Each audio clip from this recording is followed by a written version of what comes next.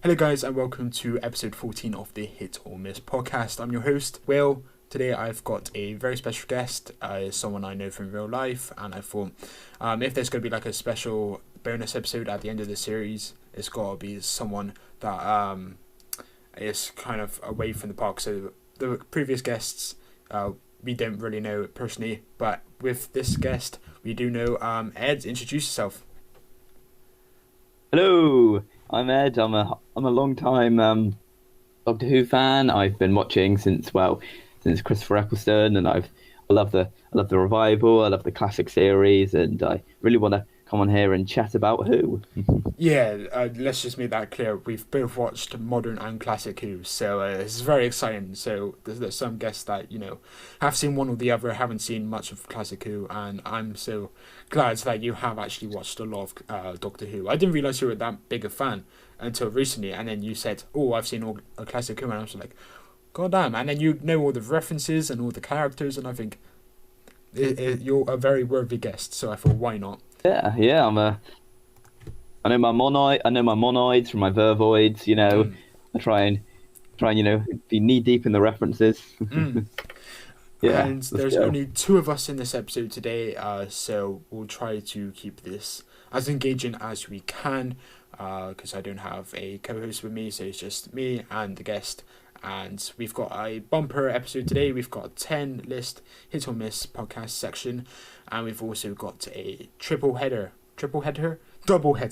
episode review towards the end. But without further ado, let's jump straight into the hit or miss section. The first thing Thank you. is Susan Foreman, the First Doctor's companion and also granddaughter. Yeah, Susan Foreman. Yeah, I think Susan Foreman's been. She's definitely I think she's kind of underrated, as she's been swept up under the rug by a lot of modern Who stories, and it's kind of a shame, really, given how important she was in the First Doctor's era. Mm. Obviously, she left in the Dalek invasion of Earth, Mm. and even though the Doctor has said one day I shall come back, so far he still hasn't come back. So I'm still waiting. I'm waiting on, and Carol Ann Ford, she's still alive, so they could Yeah. easily make this a thing. I'll be interested to hear the conversation as to why she's now got two grandmothers. But yeah, definitely a hit, definitely a hit. Okay. It was sad seeing her leave, but I think the time was right. Everyone at some point has to go out on their own, and I think she's done a good job. Have you listened to any of the Eighth Doctor Big Finish audio I stories? haven't delved into Big Finish except from Spare Parts, which is the only one I've watched. So I haven't heard any of her stuff on Big Finish. No. It's pretty good. She had a really good reunion with the Eighth Doctor, and we got to meet her grandson. And Wow. I listened to, I think I recommend them. Especially it's a Sheridan Smith, Lucy Miller series. She's in that. So Oh yeah, Lucy yeah, Miller. She's I a just very thought it was. popular character. So yeah, guys, We if you're stand listening Lucy along, Miller. go listen to those audios because Ed here has seen them and very much suggestion, and I have seen very positive feedback about those audios especially. So yeah, I might check those out. Personally, Susan Foreman. I'll buy you the CDs. No, don't bother. I'll get out on Spotify. I'm sure it's on Spotify. There's a lot of Big Finish on Spotify Yeah, I available. think it is. Mm. For me, Susan Foreman would be a soft miss. I think Caroline Foyd realised that she didn't get the character development, and she even called her character as pathetic, I believe, or like at least her characterizations of her character was pathetic. Personally, I didn't mind her.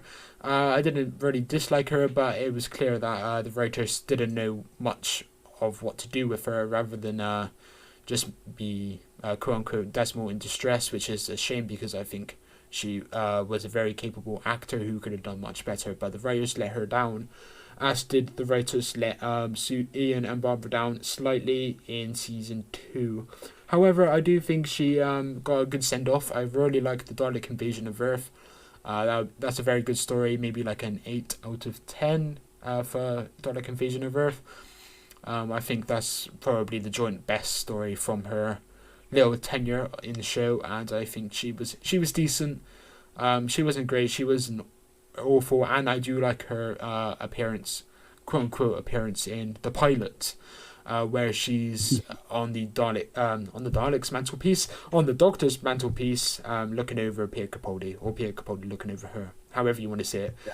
But yeah, I think that's very nice, and I think those callbacks are actually nicer than the performances themselves, which sounds harsh. Don't forget she gets mentioned in class as well. Her name's on, I think it's on the blackboard. Yes, she's on the blackboard along Danny Pink and also Clara Oswald, so that's nice. It's a nice. Thought I'd mention that because, yeah. But still, I want her back. I don't just want callbacks. I think she deserves to come back at some point. Yeah, it'll be a disservice, I think. Yeah, and if she's in Big Finish as well, I don't see the reason why she can't return in the show just for a one-off. Yeah, I agree. I think that would actually be no good plot for Twice Upon a Time. The timeline error. Why not have Susan back with the First Doctor? Yeah, I agree. That would have been interesting. Yeah, that's the first time I thought that. I should write that down. My favorite, get me on the payroll. Anyway, second up we have the Time Meddler. Yeah, the Time Meddler. Yeah, that was the first appearance of the Monk. I thought I've liked the Monk. I've liked the fact that there's other. When I found out about the Monk, I thought that because I was a lot younger, I thought the only other Time Lord enemies the Doctor had, other than Rassilon and the Master. I didn't know there were any others, but the Monk, I think he's an interesting inclusion because even though he's got. Well, I wouldn't say. I mean, he's not got super evil intention, like genocidal things, unlike the Master. And I think the idea of wait, are we allowed to swear? Yeah, sure. The idea of pissing about with the timeline is certainly an issue that's to be addressed. Someone who's the Doctor breaks the rules of the Time Lords by interfering, but the Monk takes it to a whole new level by just straight up messing along and bucking up the laws of time, and I think that's definitely a good thing to include. Yeah. Plus, the Monk's quite a good character. I love how he reappeared in the Eighth Doctor Big Finish stories. That was a great inclusion. I'm glad he was introduced there. Yeah. And yeah. Hit or miss? I'm gonna say it's a hit. Yeah. I kind of have a soft spot for the episode. Okay. Personally, the Time Meddler would be. I'll give my reason before I give the final conclusion, like you are. The Time Meddler, I think it could have been very good. I think it's a solid historical episode. It's very educational, which the show obviously tried to be in its early years. Excuse me. And pretty much all the original episodes were historical ones. With the Wild West and the Aztecs. I really enjoyed it. Yeah, the Aztecs is a good one. I don't love it like some people do, but the Aztecs is pretty good. But as for the Time Meddler, it's far more on the nose when it comes to education, but I don't think that's necessarily a bad thing. It's disappointing because I don't think it kind of shifts into second gear. I think it just stays at one level of emotion and then never kind of jumps. I think the Doctor is uncharacteristic. I know there's some criticism from the co-host Michael in Unearthly Child when the Doctor goes to kill a caveman with a rock, but then in this episode he literally goes back to those ways after being a really fatherly grandfather figure throughout most of season 1 and season 2, and in this episode he's just goes out the window, and maybe rightly so, but he's got like a sword to the Monk's back for most of it, and I just think and then Vicky, I think she's a good companion, and I think she was wasted in this story. I think I think she was in a lot of the episode, but the story, whatever you want to call it, the serial, but even though she was in a lot of it, the writers didn't give her much. And I think Stephen Taylor was a bit of an arsehole in this story. He was just a bit aggressive. Fair enough. It was just very uncharacteristic of the characters overall. And the story, while educational, wasn't the best. But the Monk, I completely agree with you. The Monk is one of the best things in the serial. And I think the actor who played him did a fantastic job. But unfortunately, it would be another soft miss for me. It's like a 4 out of 10, just under mediocre point.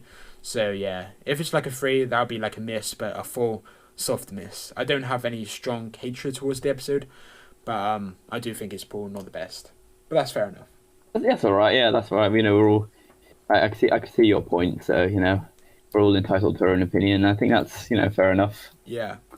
Yeah. I was hoping maybe at some point they'll go back to the historical stories because I think I think a lot of the historical Doctor Who stories were great. It's a shame that a lot of them are missing. Like the Massacre of St. Bartholomew's Eve is completely gone. I mean I think that would have been. I think the idea of historical episodes in a time travel show is quite a neat idea. Oh yeah, and I'm really glad they did that as like a startup idea, as in just have it solely educational, have some sci-fi, have some present. Like I think the premise of Doctor Who was historical episodes to educate, then an alternative present, so present but different, and then also advanced future or advanced futuristic sci-fi, and I'm glad they stuck to that. And I know you haven't seen the Chibnall era so far. I may as well just put that out there. You haven't seen the Wrecker era, but there are some historicals in that one, such as Rosa, that covers Rosa Parks. Is a fine episode,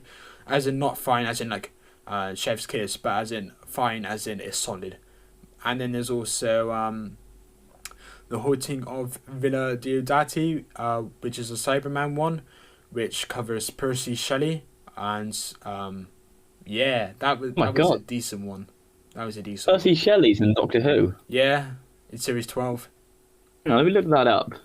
I always found that story an overrated one, but it's not bad, but I find it overrated. But this cast is actually going to be reviewing that episode, not with me, but with another guest, and I expected to get like an 8 out of 10, which is okay, which is quite good, like kind of close to what I'd give it, but maybe like a 6, 7 for me. It's not great, but if you like Percy Shelley, give it a watch. It's good. It's a good story. The next episode on the list is The Seeds of Death. Oh yeah, classic with the crinoids. What did you think of this one? Yeah, I think it's rather. I think it's rather solid. It's a solid Fourth Doctor story. I love. I mean, maybe I'm a bit biased because Tom Baker is my favorite Doctor. Yeah. Oh, wait, Seeds of. Oh, do you mean? Oh, wait. Do you mean? Oh, is that? Oh, sorry. Am I confusing it with the Crinoid episode? No. The Seeds of Death, I believe, unless I got it wrong, is the Fourth Doctor and Sarah Jane one. I think you're on about the Seeds of Doom, which is the Second Doctor one. But the Crinoids is the Fourth Doctor one, and that's the one I've got down on my list. Oh no! Wait, hang on. No, I'm having a look. No, Seeds of Doom. No, Seeds of Death is the Ice Warriors. Seeds of Doom is the Crinoids. Don't worry, we've made the same mistake. Oh god, okay, I mean Seeds of Doom. Like, the Crinoid, that's the one okay. I was going for. I was just double checking it on IMDb. I was just if you didn't, I was thinking, then that would be a Seeds of massive mistake, and then people would just be shouting at us just through the screen like, no, you got it. Kill it. How dare you lynch them? They're not real Doctor Who fans. They could use Crinoids for Ice Warriors. God, they're not real fans. Kill them. Yeah. Yeah. Well, yeah. Anyway, Seeds of Doom, rather. Yeah.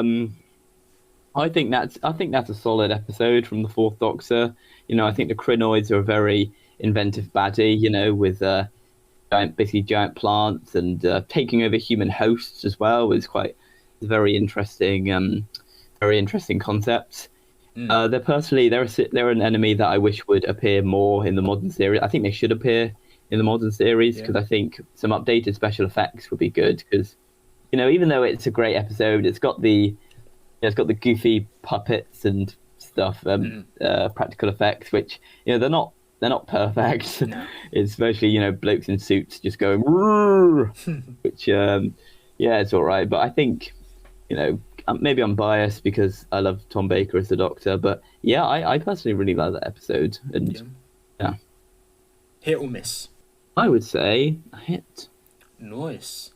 I don't disagree with that at all because it's been a while since I watched this story, so I don't have any strong things I can say about it, other than Fall and Sarah Jane were very good, even though Sarah Jane was kidnapped about halfway through it, and halfway through it is where it sagged a bit.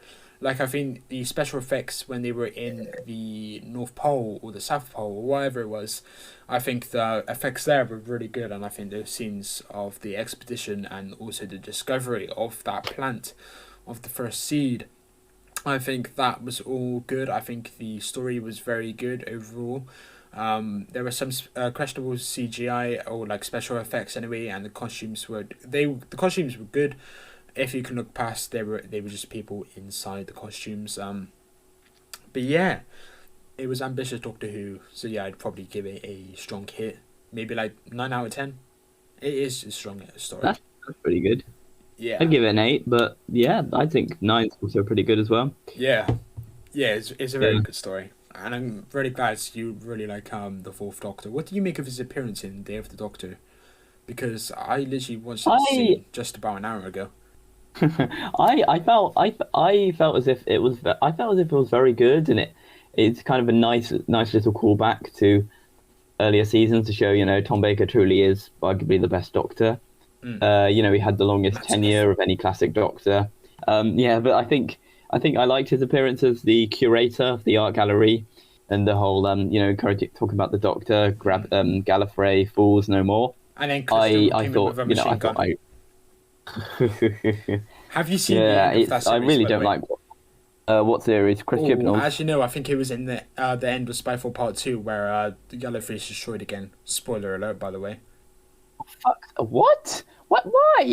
Why did they destroy it again? They did so much to try and bring it back and then find it, and now it's been destroyed again. You're not gonna love the series 12 finale, The Timeless Children. He really loves shitting on Doctor Who canon, doesn't he?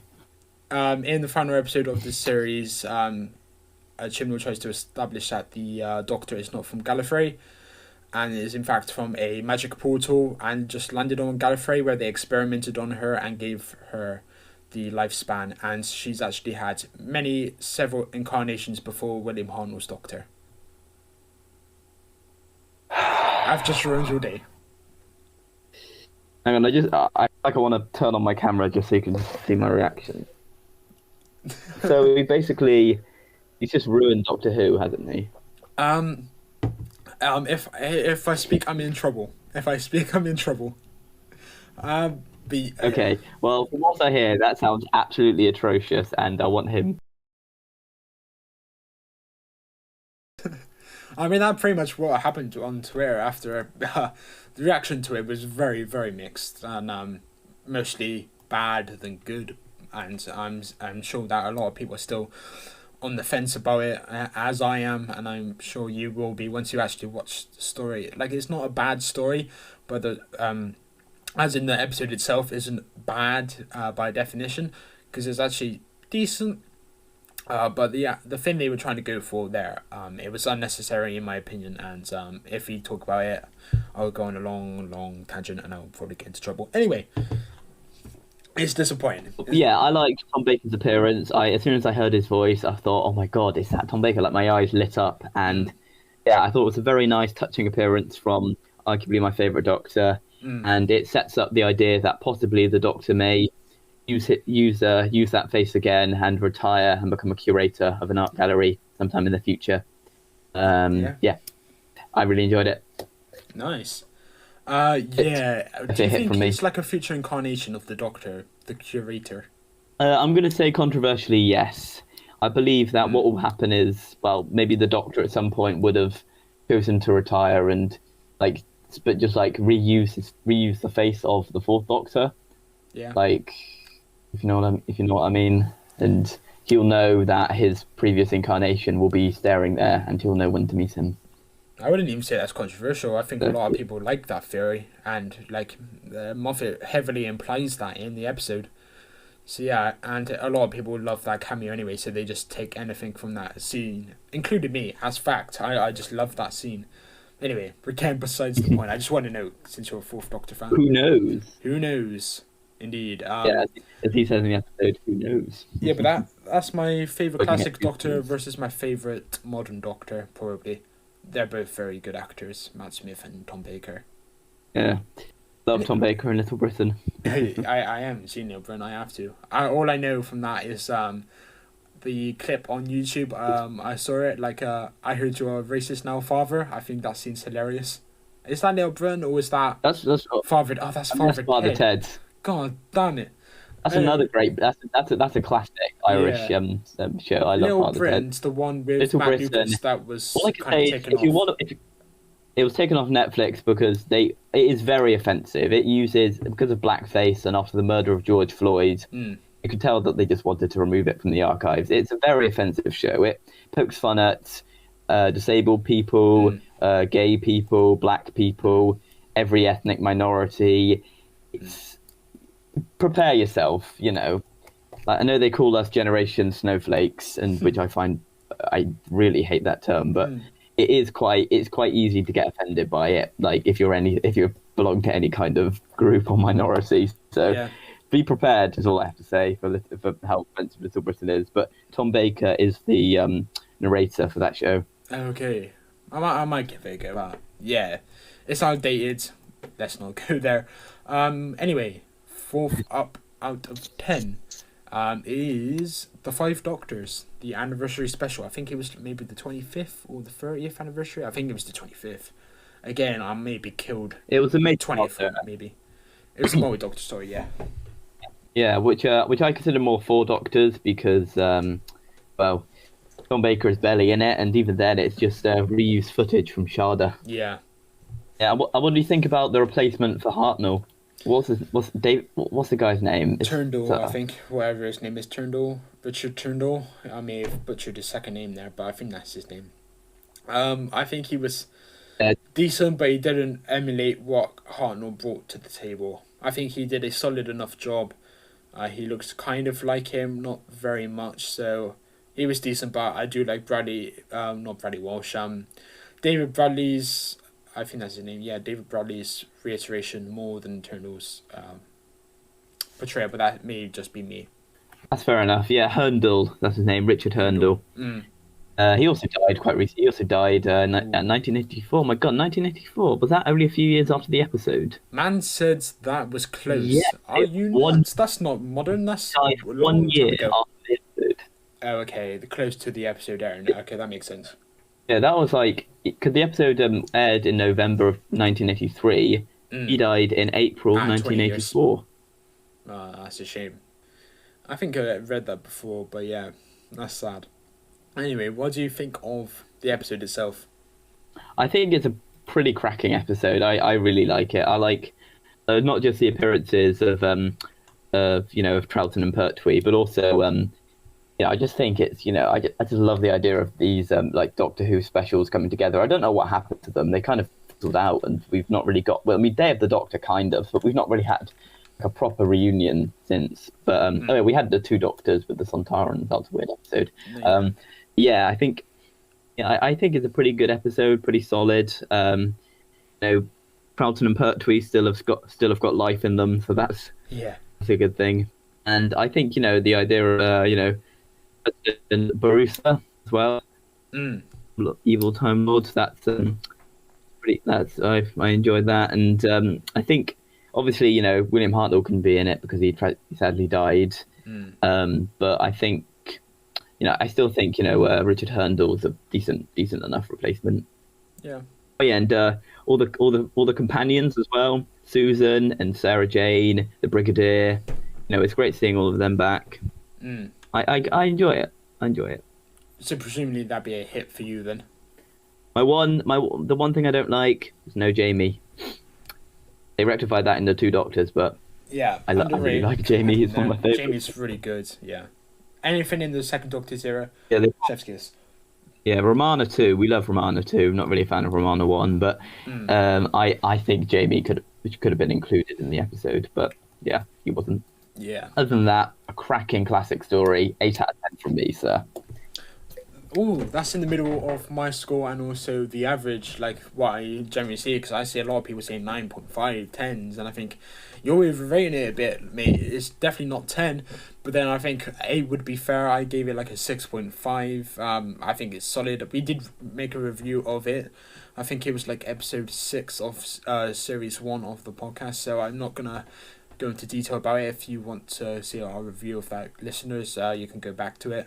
But yeah, I think you were dead right. The companions were very nice. I think Sarah Jane was utilized decent, but even she said the scene where she rolled down a hill was pathetic, according to Michael Wilson, who said, I believe he was the one who mentioned that, and it was a dodgy scene. But overall, yeah, it's solid, like you put it. It's nice to see the Doctor's back, even if it is only for 5 minutes at the end. I don't rate Davison that highly as an actor, and I think he was the weakest link. And like they did with Matt Smith in Day of the Doctor, they kind of sidelined him slightly, so the previous Doctors could get a bit more limelight. And I'm quite unhappy. Well, hang on, Mike. Continue. Okay. I lost my trail of thought, but yeah, the 5 Doctors, 6.5, it would be a hit. Not quite good, not bad by any means. The CGI was decent, or well, poor. The CGI was poor, and the twist at the end was fantastic. So yeah, Davison was our weakest link there, but yeah, it's not bad, solid. So that would definitely, let's run back through these 5 things. And so we've established that Susan Foreman overall is a hit. Combining our 2 ratings, I gave like a soft miss, but you gave like a hit, so we'll land on a hit for that. The Time Meddler, a soft hit overall, I'd say we'd give it. Yeah. The Seeds of Doom, the Seeds of Doom, that's a hit for both of us, strong hit. The 5 Doctors, again a hit, not strong hit, not soft hit. So yeah. Next up on the list is, excuse me, got a bit wind today. Remembrance of Daleks, another story that we've reviewed, so I won't go into much detail about it. But what do you think of Remembrance of the Daleks? It's been a while since I've pardon me, watched it. Yeah, I think Remembrance of the Daleks. That was the I guess the final of the the Imperial Dalek trilogy, if you know what that, the one that was spanned over 5, 6, and 7. Yeah, because we had Revelation of the there was Revelation of the Daleks, Remembrance of the Daleks. I don't remember the other one, but yeah, I think like I felt, well, I mean, I felt, Davros being in the weird Supreme Dalek pod was kind of a bit ridiculous. I wasn't really a fan of that, but I think it's one of the last Doctor Who stories that aired, and also being the first Doctor Who story to feature a floating Dalek. I think it's pretty solid. I enjoy it. I think it's got decent special effects. With the exploding Daleks. I like when Ace attacks a Dalek with a baseball bat enhanced by the hand of Omega. I like that one. Yeah. Yeah, I think it really is. Yeah, I really like it, and yeah. So a hit or miss? Overall, I think that probably a hit. I'd say give it a 7. Ooh. And although I do have to wonder though, if Skaro is destroyed in that episode, why do we see it again, not only in the movie but also in Matt Smith and Peter Capaldi's era? You see, that's a really good question. I don't know if that's ever been explained. Yeah, I'll have to give that a Google. But that's a really good question. Michael Wilson shall be listening to this early, so hopefully he can message me the explanation to that, and then I can forward that message on to you, because I don't know. But yeah, the reveal, I spoke about this in a previous review, but the reveal of Skaro 2 on Series 9 was a fantastic little scene. I don't know if you can remember that, when it's like invisible, then it becomes gradually visible as they move out the camera. Yeah, I think I remember that. Yeah, great moment. Personally, I'd almost forgot Ace. Yeah, Ace. Yeah, I think Ace. We love Ace. Possibly one of the best companions the Doctor's ever had. I really like Ace. Sophie Aldred, she did a brilliant job. Would love to see her return in the modern series, but she probably won't. And even though they said she was, and I know there was like this whole debacle going on. Is it good representation because she's supposedly a lesbian, although it's never really inferred on screen. I think it. Yeah, I mean, I think that could have been done a bit better. But other than that, Ace was Totally brilliant. Much better than bloody Mel. Oh, God, I hate Mel. She's just screaming all the time. Ace actually kicked a lot of ass, and she knows how to wield a baseball bat, and Nitro 9 and RPGs, and good God, she was the definition of a juvenile delinquent, I think. Yeah, so she's one of the shining lights in that episode for you then. Or that story, again, however you want to say it. Remembrance the Daleks, strong kit for overall, I think, because I'm a really, really strong kit for that one. You're a hit, so I think we can definitely fall onto a hit for that one, without a doubt. So that's all the classic ones sorted. So let's now go on to the modern Who 5 on the list. First of all, we've got Series 6 as a whole. Okay, I think I'm kind of a bit biased here because when I originally watched Series 6, I was, pretty petrified by the opening episode with the silence, and I haven't watched all of it. Oh, no. The only episodes I've watched, so... You're missing out on a fantastic called? So it's... Shut up. Okay, so I've watched The Impossible Astronaut. Mm-hmm. I've watched Curse of the Black Spot, the pirate one. Yeah. I've watched The Doctor's Wife. Mm. I didn't see the one with the gangers. Underrated two-parter. Shut up, Mario. Yeah, that was just... I haven't seen it, so I was... person. But yeah, definitely watch that one. It's great. Kind of scary. I've watched A Good Man Goes to War. What would you rate that one out of 10? Because I'll be reviewing that on Thursday. I think you told me, but for the sake of the podcast, what would you rate it? 7, I think. Fair enough. It was enjoyable, but could have been better. Yeah. What else would you have you watched? I did watch. I'm trying to think. So Good Man Goes to War. Let's Kill Hitler. I've watched The Girl Who Waited, and I've also watched Closing Time. Oh, and I've watched the final episode, The Wedding of River Song, but I haven't seen any of the others. I didn't watch the episode with the dolls because I saw the trailer and that looked fucking freaky as hell. Yeah, it was. I remember picking up a Radio Times magazine before the episode came out, and Moffat dubbed it as the scariest Doctor Who episode of all time. I would personally disagree, but yeah, if you were a kid at the time, it was definitely scary. And even now, it is still pretty damn freaky. It is freaky, so yeah, maybe give that a go. I'm gonna give it a watch. I'm gonna give season 6 a watch. I'm gonna rewatch the whole series eventually. I'm probably gonna do it on iPlayer because it's no longer on Netflix. Yeah. But that episode I didn't watch because I was quite scared of it. Because a lot of the episodes were quite scary. So yeah, I need to rewatch it. I need to give it a rewatch. So overall, what do you think of it, hit or miss?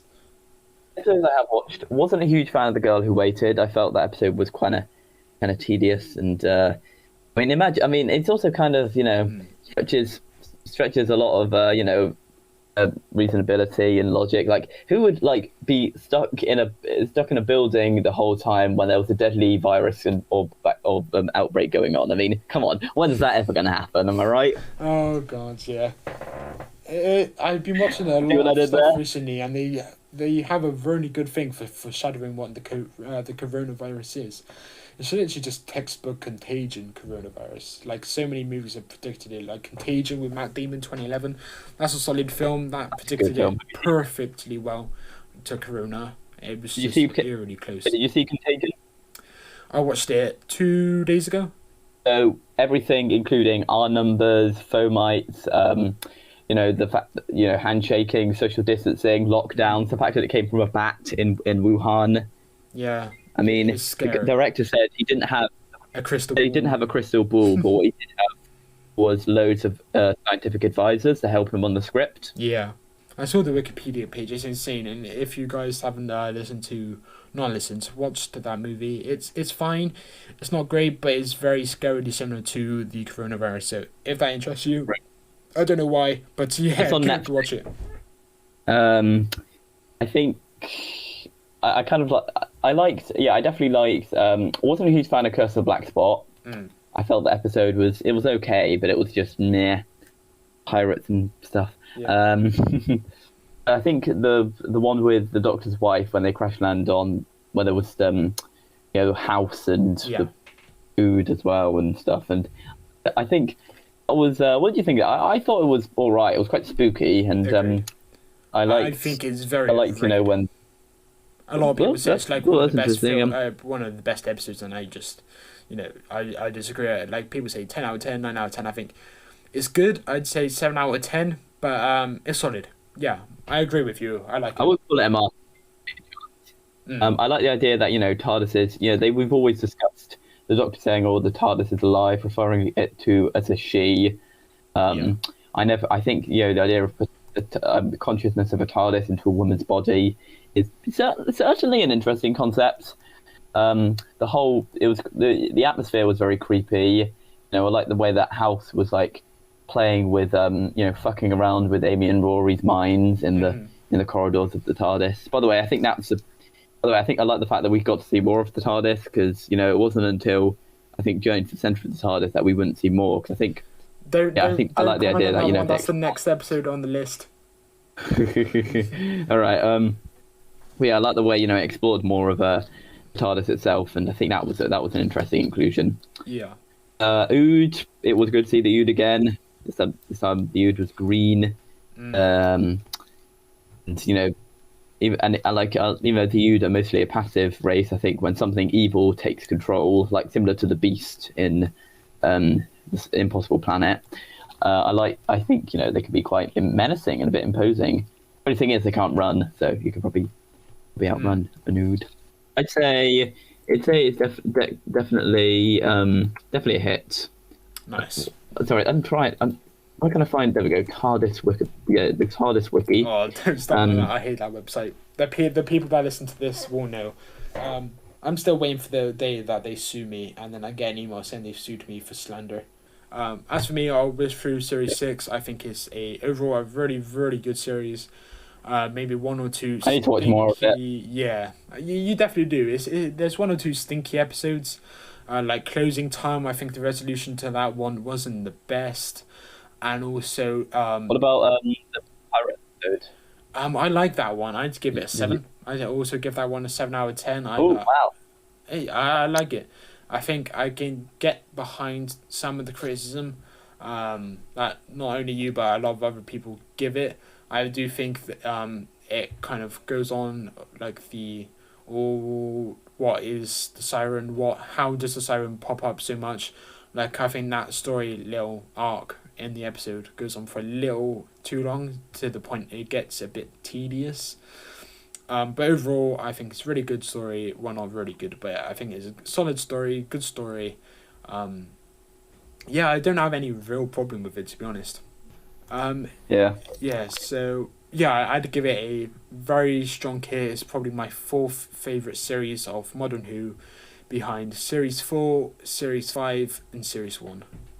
And then Series 6. Oh, I almost forgot. 4th, please. I almost forgot. Like, I like the way that Let's Kill Hitler. I thought was a decent episode, but I like the way how it tied into the whole narrative with the death of the Doctor. Yeah. Yeah, I really like the Tesselector. Not the Doctor. That's a Sarah Jane Adventure story. What do you call it? Let's Go Hitler. I think that's an underrated, really masterpiece of an episode. You said decent. I'd say masterpiece. I think it's very good. Yeah, but I like the way that it tied with the wedding of River Song with the reveal and how it tied together the narrative of how the river could still kill the Doctor, but also the Doctor being able to survive. It's an interesting concept. I'm glad they did it pretty well, I think. Yeah, I don't disagree, and I think the wedding of River Song at the end is a really good conclusion to the series. So yeah, Series 6, 2 hits. So yeah, definitely a hit from us. Next up on the list is Journey to the Centre of the TARDIS. Ooh, that's a good one. I like the way that it explored the TARDIS a lot more. Like we got to see the Doctor's pool, and I kind of like the scrappers. They're kind of neat. They're an interesting inclusion. Gives an excuse to go into the TARDIS, and got to see the Eye of Harmony as well. Haven't seen that since what was it, the 8th Doctor movie? Yeah. I think. But yeah, I think my only problem was I didn't know what to think of the time zombies.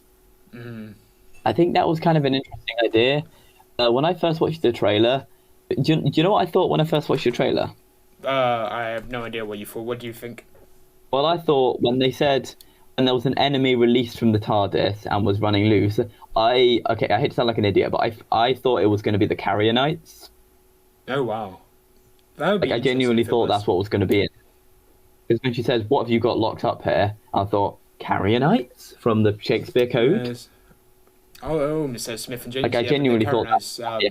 Shakespeare codes, yeah, because they're in the TARDIS somewhere, presumably in that And I thought, box. yeah, I thought they were going to like escape and then wreak havoc. Like that was what I thought it was going to be. But the enemy that we got was decent. It was kind of a bit convoluted. With two brothers being stuck together and then one hand is hand on its face, and it was like, yeah, the enemy was all right. I liked the episode overall. I like it was a decent exploration of the TARDIS. Definitely much better than the Invasion of Time. I like the way that that was also featured an exploration of the TARDIS within. I like the way exploring more of the TARDIS because even though we only see the console room, we're told it's infinite and stuff. And I think episodes like that when they explore more of it, that would be good. Although why Clara didn't throw the zombie that was chasing her into the pool. The Doctor's pool, and just, put out the fire. I've got to reference Queen now, haven't I? Put out the fire. That's. I don't know why I said a Queen song. I just that was unintended. But yeah, I felt like she could have pushed onto the pool, like maybe I don't know, maybe jumped in it or like pushed the zombie into it. That would have been interesting instead of just running past it. Anyway, that's my thoughts on it. I think it was still a solid episode. Probably 6 out of 6. No, 6 points. No, 7. I'd say a 7. You see, that was my rating before I gave it a rewatch last week. Like it addressed the whole Clara Oswald mystery, with the Doctor, outburst at the end. He probably nearly killed Clara, and explaining or demanding to know something she has no idea about. And yeah, I think that was a good way of doing it. Put under a lot of stress from zombies and all that stuff. I think Jenna Coleman and Matt Smith's chemistry in Series 7 was fantastic. I wish they had more. I agree. Yeah, me too. I'd give it a soft hit. Presumably you'd give it a hit as well. When you critically evaluate something, sometimes you've got to pick the flaws, and if there are some big flaws, which I do believe there are in Journey to the Center of the TARDIS, then like if you got a villain that's blurry, that you have to blur the villain and also be very selective with your camera shots, I think that's a problem in itself. Just have a villain that you can constantly see. I think it's like Orphan 55, the Series 12 story, that I don't believe you would have seen, but it's very similar villains to that, and Orphan 55 is acclaimed as a dreadful episode. Journey is definitely not a dreadful episode. I think Matt Smith and Jenna Coleman are the saving graces of it, but the direction was very disappointing, and some moments were just a bit over the top, but it was trying to be over the top, but it was very, very weak. But yeah, I'd still enjoy the episode. Personally, I'd give it a 5 out of 10. Like objectively, like kind of like subjectively, but I know it's this. But in personal enjoyment, yeah, it's a 7 out of 10. I really still enjoy it. But yeah, when you critically evaluate, like this cast makes me do, I have to pick flaws, and yeah, that episode is flawed, but it's still soft hit.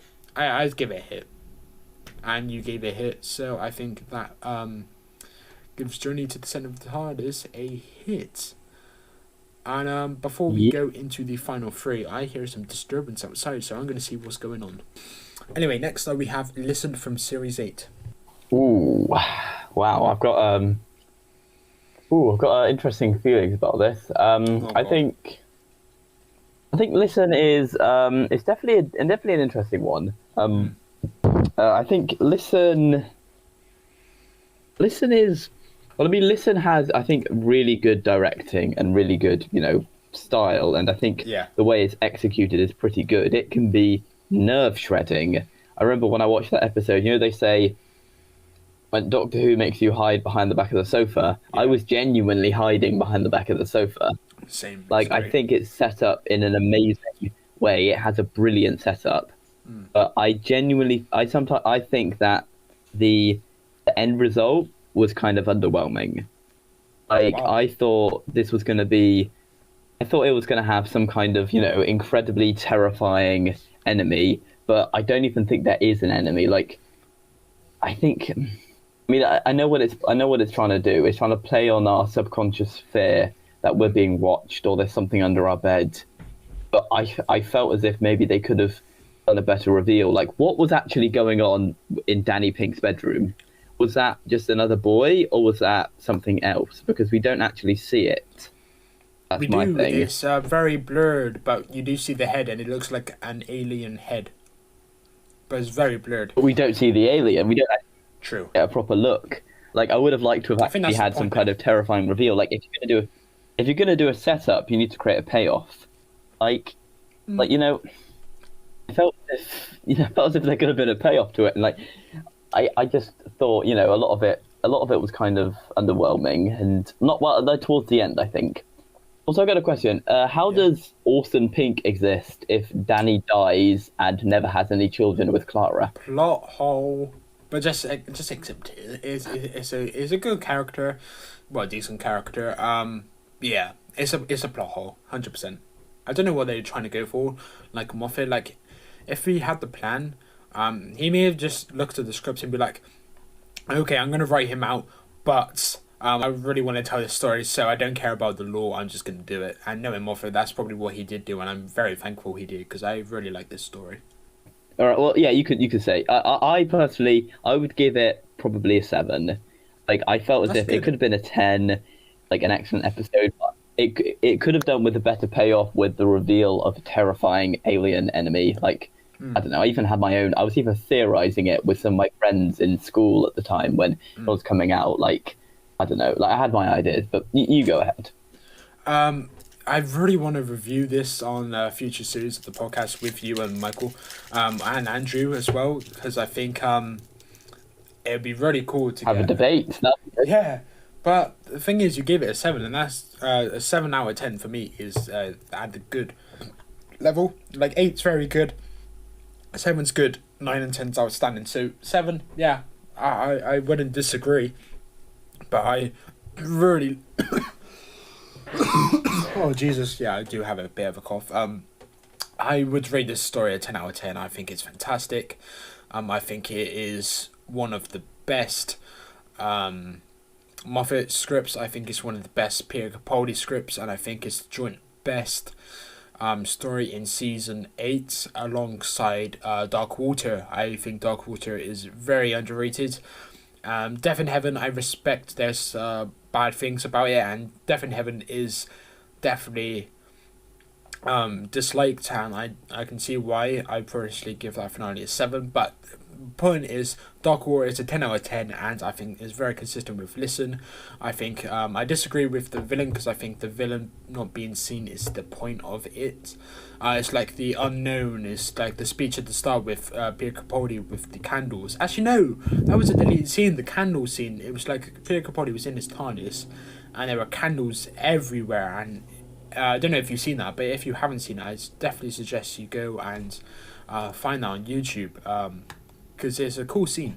But the speech at the start, it's like, if creatures mastered perfect hiding, then how would you ever detect it? And I think that was the point of the episode, and I think it was very lenient in showing us just the top of the scalp of the villain, and it was insanely blurred. But yeah, I think we got different opinions where it comes to there, and I think that would make for a really good review. So if you want to come on again with more of the hosts, then yeah, we can definitely do that.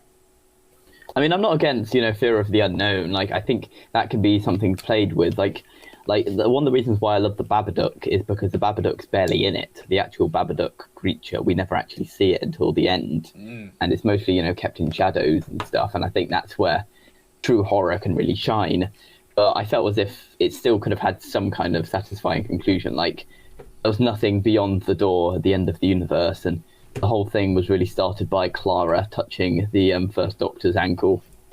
Then now that's been rewiped and apparently doesn't exist. So seeing the first Doctor as a little boy, that never happened according to Chris Chibnall. He was When the something episode else came out, I about. put out a I don't tweet even about that. fucking know. And people agree with me. I was like, if that's the first Doctor, and now Chibnall's kind of, I don't know how I was thinking at the time, because I don't have any strong opinion. I don't know how that would work / not work anymore. But I did have strong opinions at the time, and I could back up my criticism with a valid point that would explain why it didn't work in canon. But I can't do that anymore because I just forgot about it because I haven't thought about it for long. But all I know is that at the time, there was a reason, or even now, there is a reason out there why that doesn't make sense. But I just can't put my finger on it, so I won't say anything. But I do think if you say something's not canon, like if I say Timeless Children not canon, if you say that on Twitter, people will kill me. However, when I rewatch episodes, and I think a lot of people do the same, when people rewatch episodes, and it says I'm from Gallifrey, like the big reveal, like in Voyage of the Damned, I still take it for like, yes, the Doctor is from Gallifrey. What Chibnall tried to do in Series 12 doesn't change that. So I don't think it's not canon. I just think I will enjoy the show for what it is, and I will not let a future decision take away from that. Just like Moffat saved Gallifrey, but I actually like that decision. So when I go back to see Eccleston's very subdued about the Gallifrey, like always been destroyed, and I know it hasn't been, but I still don't have a problem with it because I forget about it, and I can respect it for what it is. If you get what I mean, I can respect what they were trying to go for, and they did go for, and it was very well. But what Moffat did after doesn't completely spoil what happened before, and that I don't let what Chibnall did spoil it the same. So I do it very similarly to each other. It's pretty apt way of putting it right there. That's quite sensible. Yeah. Anyway, I just ate a cream egg. They're very nice. So yeah, listen. 2 hits. Yep, I give it a hit. Overall, I'd say I personally wasn't a huge fan of the ending, and that was if it could have been better. But yeah, I mean, as I say, the first Doctor thing that doesn't bother me because I pretend anything that's after season 10 isn't canon because I haven't watched it. So I still regard that as the first Doctor as a little boy, and I don't believe that. And I still think the first Doctor, and I still think that the Doctor's a Time Lord. Yeah. So yeah. Cool. I'm eating my Oreo now. I'm probably going to put on about a stone by the time I weigh myself next week. I'm very heavy.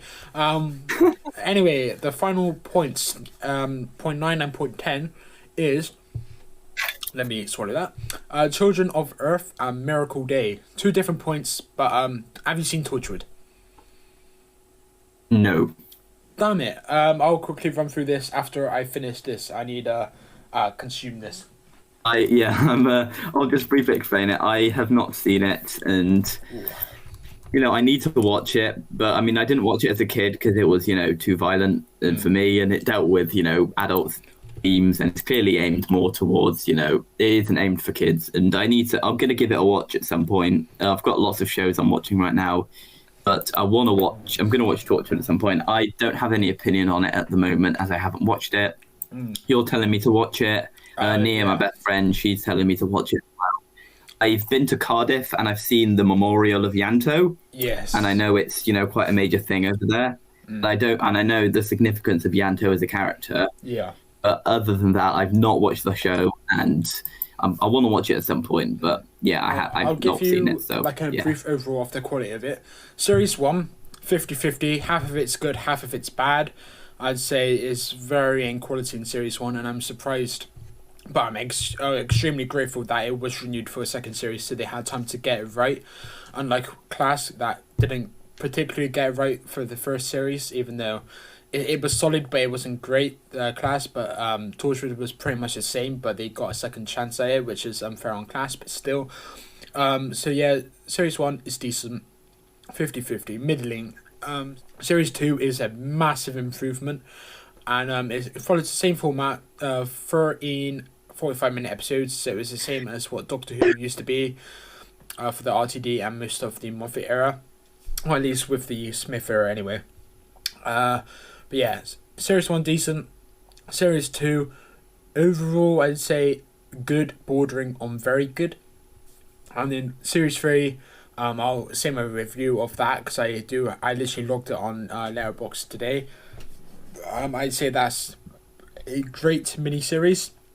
It's 5 1 hour long episodes, and I'll get onto the review after. And then series 4 is one that's very controversial because it comes off the back of series 3, which is such an acclaimed series anyway. So I think no matter what series 4 was, it was going to get shat on by fans anyway.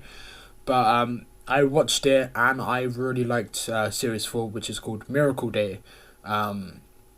But yeah, I'm gonna have to rewatch Miracle Day because I want a second opinion on that, because I really liked Children of Earth, and I give like that series 3 because it was like a mini series, and it was called Children of Earth, and series 4 was called Miracle Day. And before I gave Children of Earth a 5 out of 5, but this time I gave it like a 4.5 out of 5 because it's not perfect. So I'd be really interested to see Miracle Day again just to get a second opinion. But if you're interested, I'll get to the hit or miss in a minute, but my review of Children of Earth is follows. I don't have any spoilers, so it won't spoil the story for you. So don't worry. Thank you. An imperfect but damn good mini-series of Torchwood. You don't have to be a returning viewer of the show to quickly latch onto the characters. It opens up to new viewers without opening up at all, if that makes sense, all the while not alienating fans who have been watching from the start. Anybody can watch and enjoy this. I then put in another paragraph. Episodes 1, 3 to an extent, 4 and 5 are excellent. Episode 2 is cool but drags the score down a bit, but it's still very good. It's mostly just explosions and money shots, as I put it. My main 3 niggles with this series are: 1, the amount of bloody drone shots. It is crazy, the amount of drone shots. Like, some I can understand, but not in every damn episode. Not 5 times an episode. It was annoying. Do you like drone?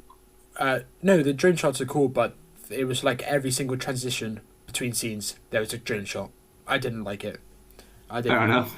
2, the slightly disappointed cheap looking guns creature effects, like when they kind of quote unquote being sick or something like that, or showing their distaste or something. There was like this green paint splashed on glass. It was like a smoky room, so I'm sure there was like just crew in there, and they just chucked like paint guns onto the wall, and it looked cheap. There you go, lads. That'll do. Yeah, exactly. And also the repeating of the line, "I know it, I'm listening." It knows I'm listening, and I just said, "No, it doesn't know you're listening at all." It was like it was a guy who had issues because of the experiences he faced in this miniseries, and he kept repeating the line. It's not his fault. It's the actual editor's fault for keep dwelling on that, or maybe the writers as well. I don't know, but it knows I'm listening. I was like, just shut up. It doesn't. He doesn't know it's listening. But I guess it just shows paranoia. But it just got too much when he said it for like the 4th time in one episode. I was like, it's been established already, the first or second time you said it, that it doesn't know that you're listening. So why are you still saying it? And I thought, bad editing. But anyway, I said overall, however, it's an excellent television with brilliant acting and storytelling. And my god, it gets incredibly dark in the final 2 episodes. So yeah, you'll really like that series, I'm sure. Oh wow, that's pretty good. Yeah, I mean, I'll get. Is it on iPlayer? Yes, I could give it a watch there. As for Miracle Day, I don't have a review because I haven't watched it often. Children of Earth would be a big hit for me. Just to clarify, Miracle Day, another strong hit. I really like that series as well. Is there anything you want to say just before we move on to the review section of the episode? Well, I mean, I'm a bit biased because I haven't actually watched Torchwood, but from what I hear, Torchwood gets a lot of praise, and it's feature and I know Captain Jack's quite got one of my favorite characters. So yeah, I think I know Peter Capaldi is in the final episode. I think he's in season 3. Is it? He's in Children of Earth series 3. Yeah. Yeah. So yeah, I think overall, I think the show looks pretty solid from what I hear, and it's filmed in Cardiff, and it has quite a big fan base in Cardiff because I've met quite a few people who really love the show, and obviously I've seen the Yanto thing. Yeah. Yeah, I think I'm definitely going to give Torchwood a go. I'm watching quite a lot of shows at the moment. I've nearly finished season 2 of his Dark Materials. I haven't started season 4 of Skins, and I've got several shows I'm watching at the moment, so I need to set it. I'm gonna watch it eventually, though. I am going to get around to watching it. Maybe I'll watch it side by side with Doctor Who, the revival, and everything in chronological order.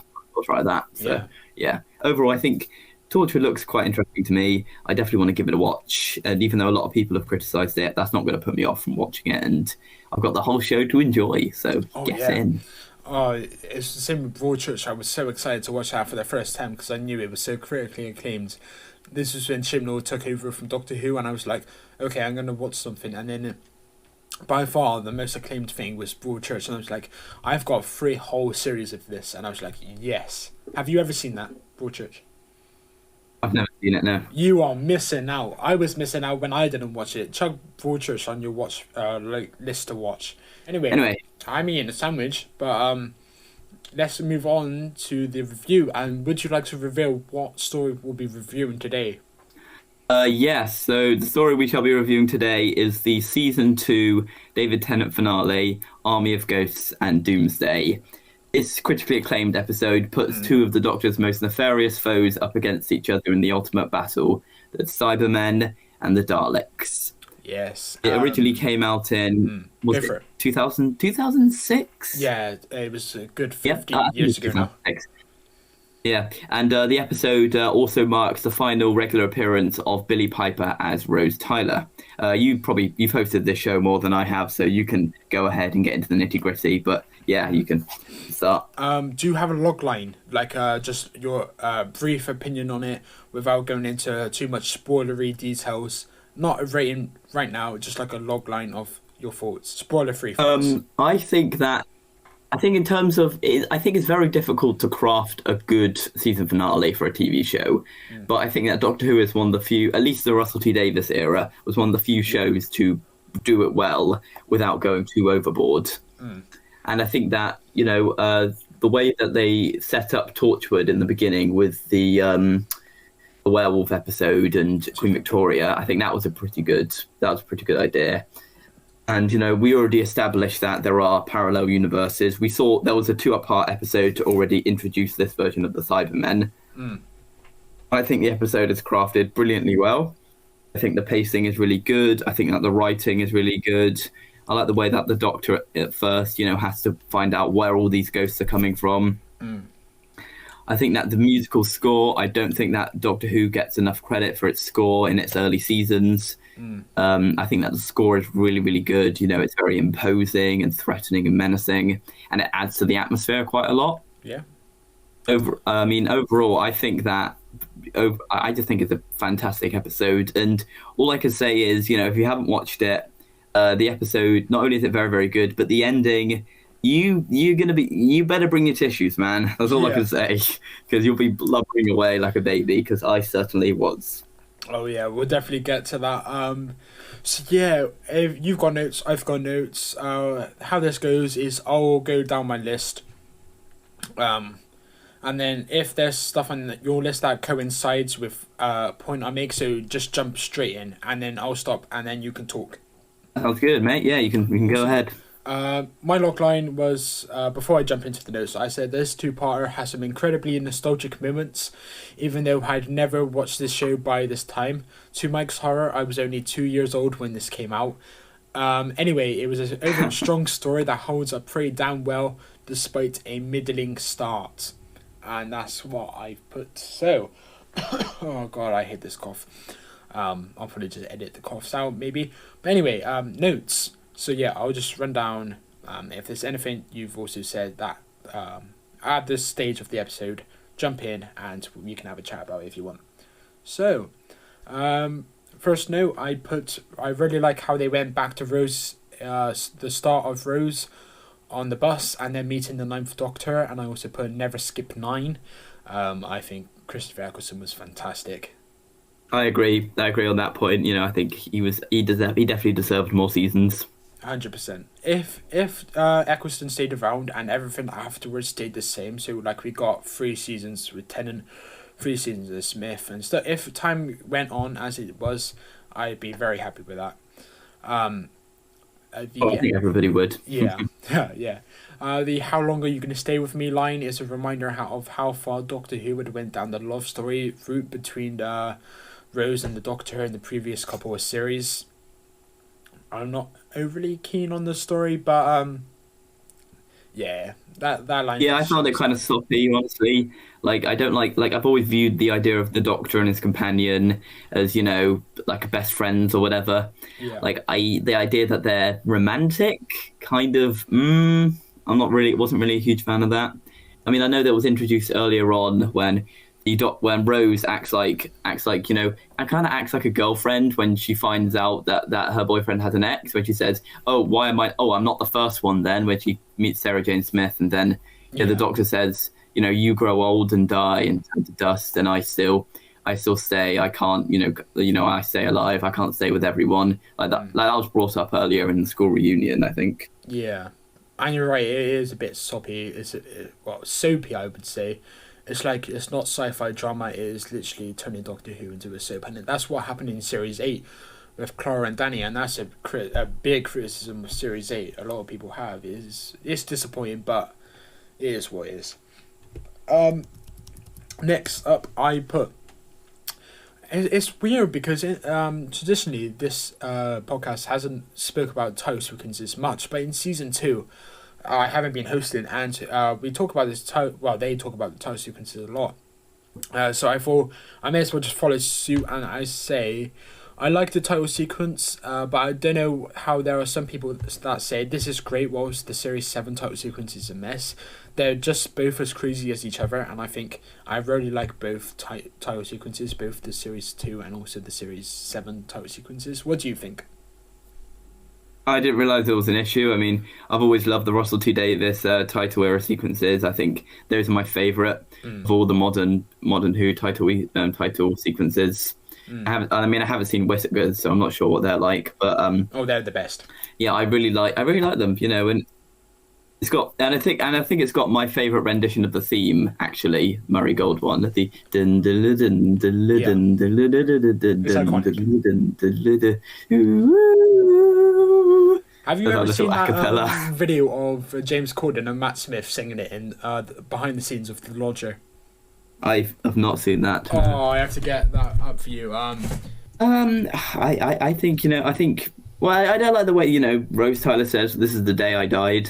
I think that was kind of a bit like you might have died inside, love, but you're not actually dead. Yeah. Well, I mean, you're legally dead in that world, but I think the way it introduces it is kind of like, oh, this is the day I died. Also, spoilers, jeez. Don't do that. That's just ridiculous. Like, coming up in here saying, "Oh yeah, I'm going to die in this episode. Bye." Yeah. And apologies if you guys heard that clip. I accidentally played the clip without realizing that OBS would pick that up. But yeah, I could definitely hear you. I don't disagree with that at all. It's a bit over the top, but I think it links into like the finale thing. Like Doctor Who is one of the ones that does finales well overall, but often, more times than not, they do have to have like that kind of drama. So like that line, "This is the day I die," adds drama. Like, oh, how does she die? I guess. Okay, that makes sense. I can see that. Yeah, I just personally wasn't a fan of it, but that's fine if you think it's good. No, I agree with you though. I don't disagree at all. I also put the Basileum artifacts, and she doesn't even say thanks. Screw you, Jackie. Yeah. We love. Why'd you do that? Why'd you say that? Yeah. Give her a present, and it controls, and it's in tune with the world's the seasons and the temperature. That's pretty neat. I'd love one of those. I would like that as well. Then I don't have to check the weather. Yeah. I've seen several works that have ghosts passing through humans, in quotation marks, because the Doctor isn't a human, even though it's speculated, and it's often done very cheesily, but this episode doesn't, and the one passing through the Doctor was done very well when they were outside checking the ghosts out. I think. That was quite good. That was quite unnerving. Like I like that kind of thing. Oh yeah. Like like a Yeah. shot of like a ghost, like literally walking through a human. I've always felt, well, I'm Lord or whatever the fuck he is now. Of reserved emotions. Yeah, I thought that was quite well done. CGI is a little bit dated, but other than that, Oh I think yeah. it's quite good. 100%. The "ooh, he doesn't like it when I know more than him" line is a fantastic line.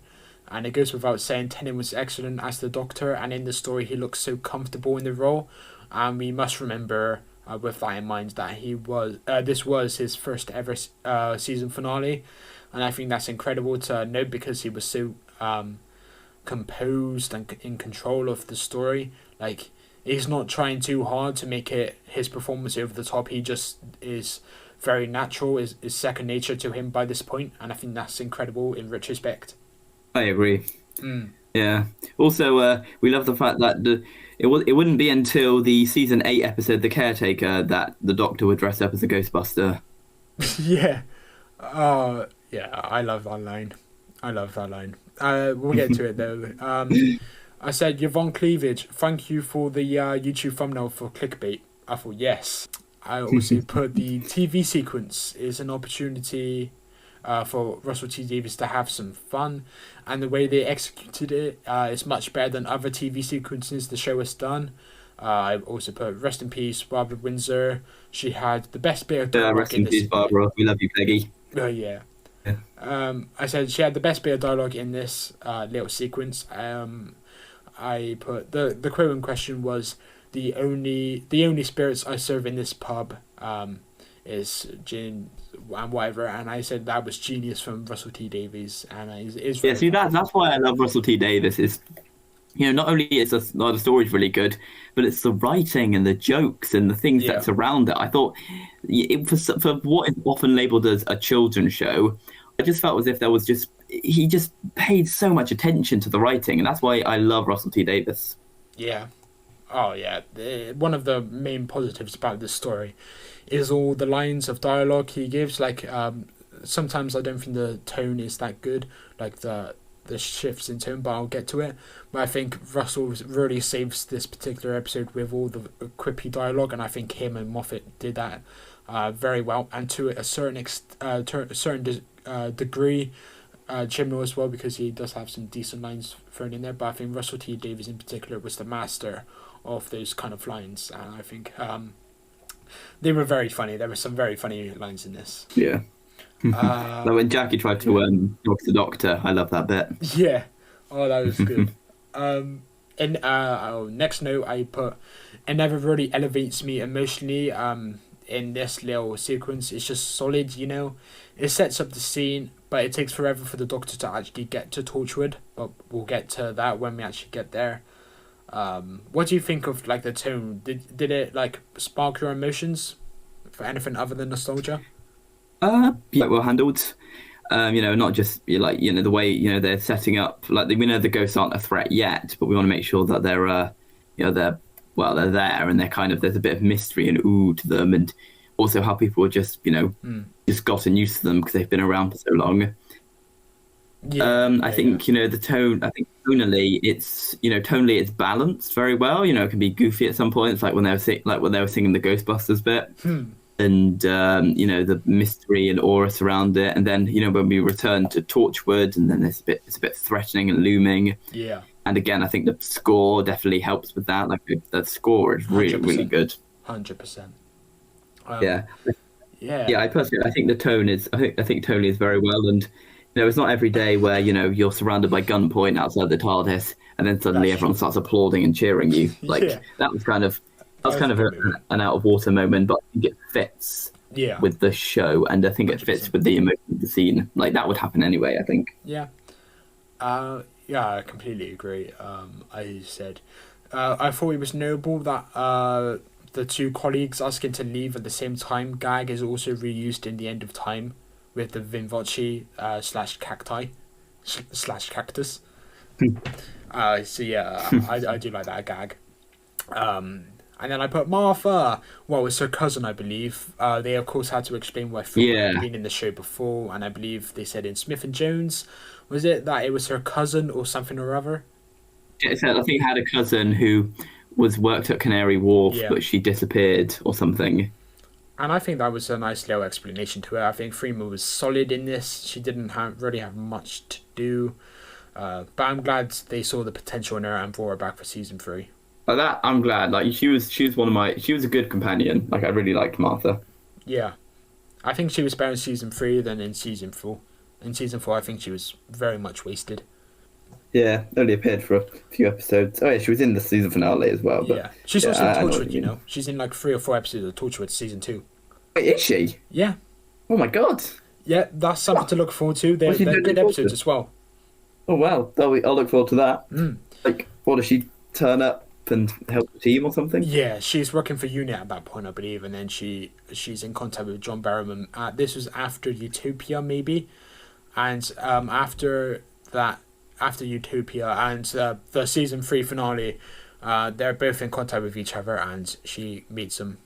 I think that was after the season 3 Oh finale. yeah, because I remember she joins UNIT because we see her fighting against the Sontarans and the Daleks. Yeah, So, exactly. Yeah.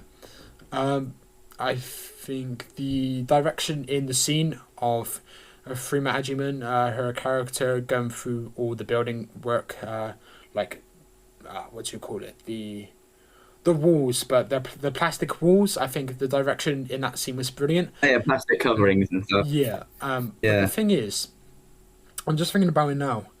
If all that area was just plastic covers, I know they had to do plastic covers just to mask the Cyberman, make it look really airy.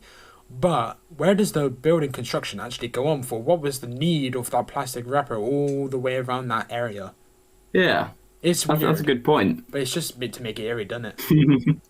I don't. Yeah. But yeah, yeah, like feels scared, even though it doesn't make sense. But I said, Like hiding, you don't know if there's either men hiding behind the plastic. Oh, why Yeah. did you do that? For a cool reveal. exactly, yeah. You The can reveal excuse it, was but too much. It would be brilliant. yeah, it was a nice. If there was an audience watching, they might be scared. That's true. I didn't really like the actor who she was with, for quote unquote a snog. I didn't like that bloke. It felt like he was just so happy to be on the show and forgot to actually act. Yeah, I didn't really like him. Like he was kind of a knobby, a bit of a knob and a Yeah. prick, like an estate agent. He kind of reminded me of like an estate agent for some reason. I don't know what it was. Yeah. Yeah, Maybe I'm I thought just we being could have done a harsh better by saying job. he forgot to act because, like you're saying, he was a bit arrogant, and I completely agree. But I think by just the looks of him, and I don't think this is fair, but necessarily, but just looking at him, I think he is a bit of a knob anyway. So I just think he just didn't forget to act. He just loved to be in the show, and yeah, it's like this isn't that great acting, if I'm honest. But anyway, that's a little segment of the episode. Yvonne, I think she's really good. I think when we first see her, I think she's a good introduction, and I like the way she's excited over seeing the Doctor, like ecstatic. Like I like that inclusion. Oh yeah, I think Yvonne's really good. Understated, like say Jake is later, but a very understated actress, and I think she did a solid enough job. And bless her, she was ill for part 2, or I think it was part 2 where she gets converted, and her voice is a bit off, and I think they only had like very limited time to film that scene, and she just improvised because her voice was really poorly that day of filming. So yeah, bless her. I believe we that's love you, what- Yvonne. anyway. Yeah, we love you, Yvonne. Thanks for the clickbait. I also put where am I? I've got a lot of notes here. Again, to the pacing, it's slow, but when you have occasionally funny outbursts of dialogue, it kind of makes up for it. The scene in the TARDIS where the Doctor emerges and says, "Who you gonna call?" isn't laugh out loud funny for actually being funny, but laugh out loud funny for seeing them having such a great time. I just felt, this is happy. I'm gonna laugh. I love it. Love the chemistry in that. I just it brings a smile to my face just seeing that. Yeah. I really like the scene where they're triangulating a ghost whilst the CGI hasn't held up well for the static, especially noticeable on the close-ups. And I think you mentioned the dodgy CGI at the start. The lines beforehand are what sticks out for me. Is don't you think that's beautiful? I think it's horrific. I think that was an excellent tonal shift, and I think this is one of the few times in the episode where the shift is really, really good. Yeah, I agree with that. The scene with Rose and Jackie in the TARDIS talking about Rose in the marketplace in the future is a common theme. You know, Jackie and Rose having catch-up chats in the TARDIS. Like, I believe they did it in the Slovene two-parter and also Parting of the Ways too. But this particular time, this TARDIS catch-up between the two is the best in my opinion. I thought Camille was cool, and of course she was in the Sylvester McCoy story, which you may not know. I can't remember what story though. I think it was. Oh, I didn't know that. Oh, I didn't know that.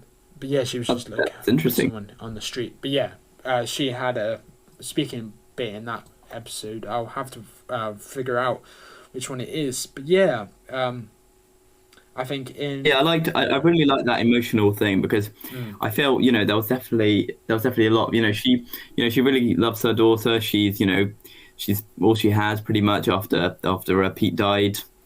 I think she's genuinely concerned for a reason. Like, how long is Rose realistically going to stay with the Doctor? Like, is she just gonna stay forever? Like, she can't do that. And like, what's going to happen? Will Rose have any reason to return home when Jackie dies? Yeah, like that is genuinely a conundrum. Genuinely something to think about. And and like she might as well just be traveling, and maybe one day Rose might die. And she'll never know. Like, that's a really saddening thing. I know. And I think that was handled really well. Oh, 100%. They also touch up on that again at near the end, with a line I'll get to, but the end of part 2 where the Doctor says you'll never be able to see her again, your own mother, and she says I decided a long time ago that I'm never going to leave you, and then the Doctor just stares at her like, are you crazy? And I think that's a really lovely parallel, and it's heartbreaking. But we'll get to it, I'm sure. It really is, yeah. The music is very subdued in this one.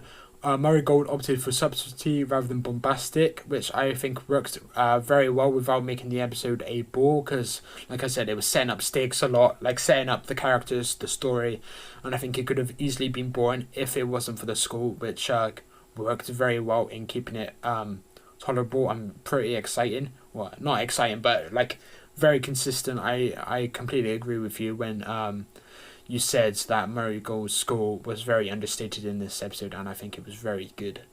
You right?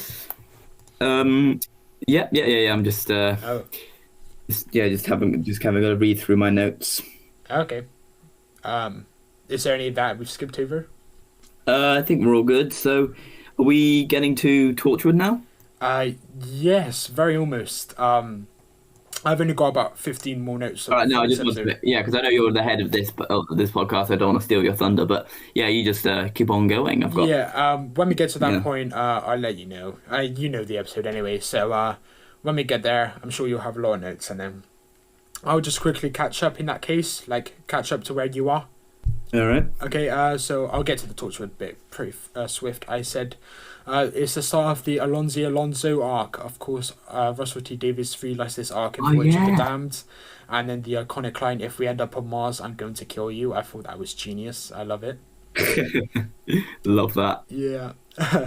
Again, we go back to the slow pace, but it's okay because Russell T Davies makes up for it, but not too fast, her ankles go in exchange. It was great. And I think this is where Torchwood comes into play. So that was only 2 points away. But yeah, we're there. Cool. Yeah, I like that. I like how I like the Doctor making like comments saying like, oh, she stared into the time vortex but aged 40 odd years. I'm 40. That was kind of funny. Yeah, I love it. Yeah.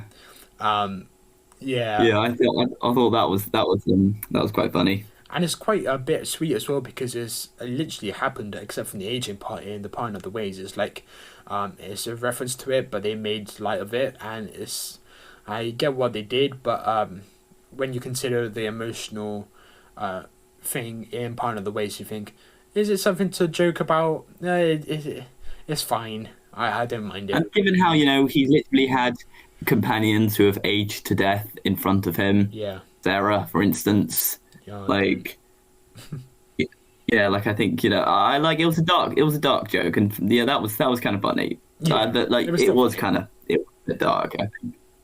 100%. What else have I put? The scene of them checking out the gadgets was fine, but I damn wish they cut to the chase and got on with it, like actually to the action.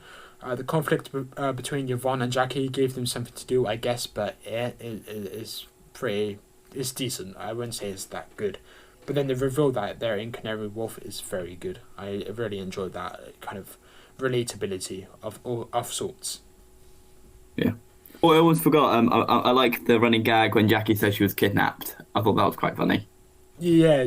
I think she's also said that in another episode as well. So actually, Russell just wanted to keep it going, and I think that he did it very well.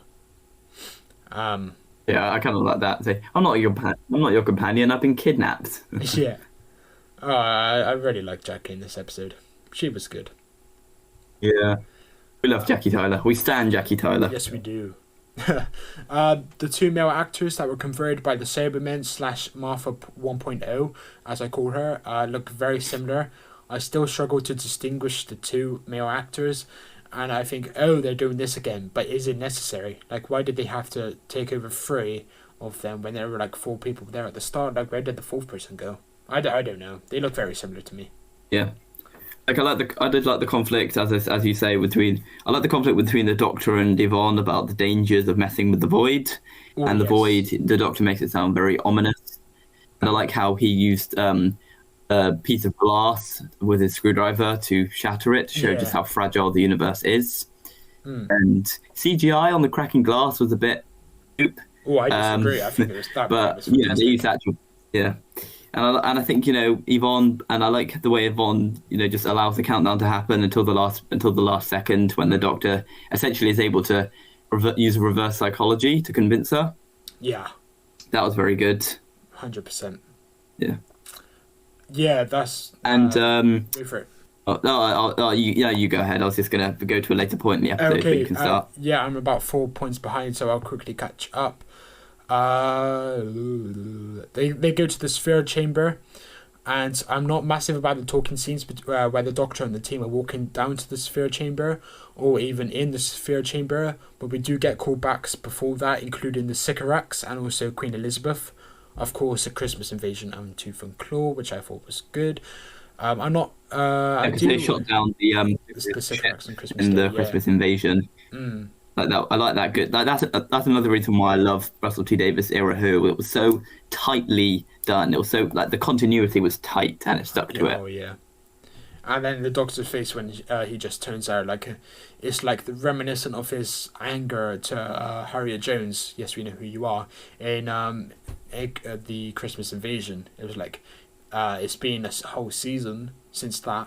But his emotions are still the same when that was brought up, and I think that was very good from Tennant, and the writing, as you put. Yeah, I agree. Yeah. I also put. I do, however, like when the Doctor is explaining what the void is. I love the delivery of "and what's the void" from Raj James, who I think was a solid understated guest appearance. Just the way he said, "and what's the void," I thought. That delivery was nothing amazing, but I thought I really like it. I really love it for some odd reason. But yeah, whenever I watch this episode, I really get excited by that one. And it's such a basic line. It's just, have you ever watched an episode and then you get really excited over something that you shouldn't get really excited over? All the time. Yeah. Oh, it's like, this is my favourite moment. Yeah, that was the same with this scene. It's like insignificant, but I just love it for some weird reason. I put the Doctor walking down the wrong corridor, like the wrong direction when leaving the sphere chamber. I love it. A bit of light comedy. Yeah, and that was kind of funny. moments. It was funny, yeah. I still can't get over how close the pole is to which Rose gets the white jacket off. It always looks so much further away. It's like an arm stretch away from the TARDIS door when it actually looks like about 10 yards away, but maybe that's just me being deluded. Did you notice that? Yeah. So, like, how far away the TARDIS is from the box? Yeah, it's very weird. It looks further away than it actually is, but she just has to lean over and she gets the jacket. It's quite poorly mapped out, I think. They didn't really work out the dimensions quite well. No. I think they could have done that I better. always notice that, and it kind of just weirdly irks me. It's annoying, but it's like, I've never oh, actually cool. noticed that. When if you go Mhm. back to just that scene, you may have a look. Like if you just pause it, skip to that moment, pause it, and then you'll realize that it looks far away, but then it's just really close. Like I said, maybe it's just me. How I then put, again, some more padding to explain everything. I'm not massively keen on those scenes, but hey ho, they're not bad. However, the scenes where the Doctor explains the wards cracking before smashing the glass was awesome. That, and also the scene where he tricks Yvonne into stopping the ghost shift, as you said, you mentioned this. It was nothing amazing, but damn, the Doctor was in control. Good stuff. I really enjoyed it. Also, I really liked the ominous music playing with the void ship. I Yes. felt as if it was like I think that they really delved into the psychological effects it has on you. Saying it's there, but it's, as far as we know, it doesn't exist. There's no mass to it. It's like I felt like that was quite unnerving, very unnerving, and yeah, I really like that. Yeah. Oh, the music was fantastic. Murray Gold, man, he was fantastic. I So wish, underrated, honestly, underappreciated. yeah, like Murray Yeah. Gold is very popular in terms of the fandom, but I don't think. I wish when people talk about the greatest composers in television, I wish they mentioned Murray Gold. He deserves this so much. Yeah, I agree. Mm. Um, I then put, just as the episode gets going, we're back to Rose. God damn it. I put the tonal shifts are so jarring in my opinion. However, it does lead to some good moments, including the return of Mickey Smith, and also the scene where they're video calling and it's like, please don't talk about me traveling with a companion's mother. I've got a reputation to maintain. That was a great line. And in that scene, there's several gift up moments in there. I love it. Like several of those little sequences are actually converted into gifts for online consumption, and I think it's a very iconic scene just for that reason. And it's pop culture and it's very popular. I don't know. Do you know that? The one of him waving is a gift. Got the gifts from the episodes. Yeah. Yeah, I don't really know the pop culture thing surrounding it, but I do know what you mean in terms of the episode itself. Like, I love how the Doctor has got such an egotistical. So egotistical is that, yeah, I've got a reputation to maintain. So yeah. That's like one of the first times he ever kind of does that. He like kind of breaks character a bit, and he's like more human than actual Time Lord. And it's like, I don't know. The Doctor just seemed a bit off in that scene, but I still like the line regardless. But yeah, good scene. I'm still surprised at how early the cliffhanger starts to develop. It started a whole 8 minutes before the credits roll, as opposed to just 1 or 2 minutes before, like Moffat used to do regularly. It starts like 10 minutes before the credits, and I thought, this is good. Like, if like the final 10 minutes are very, very good, and I think if this saves the episode in my opinion, kind of, but as in it elevates it, the final 10 minutes. And I think, okay, if this was actually just a 2 minute cliffhanger, my rating wouldn't be as high.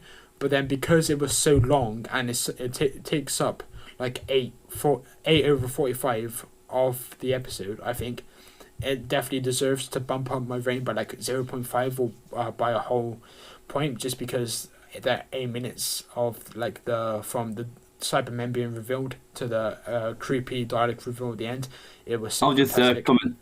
Yeah, I'll just comment on that. So, the Cybermen reveal I think is fantastic. Like, even though we saw them earlier on the episode, I think the reveal that the ghost of Cybermen is brilliant. I love the way that the workers start overriding the system and like tapping away on the computers against Yvonne's orders.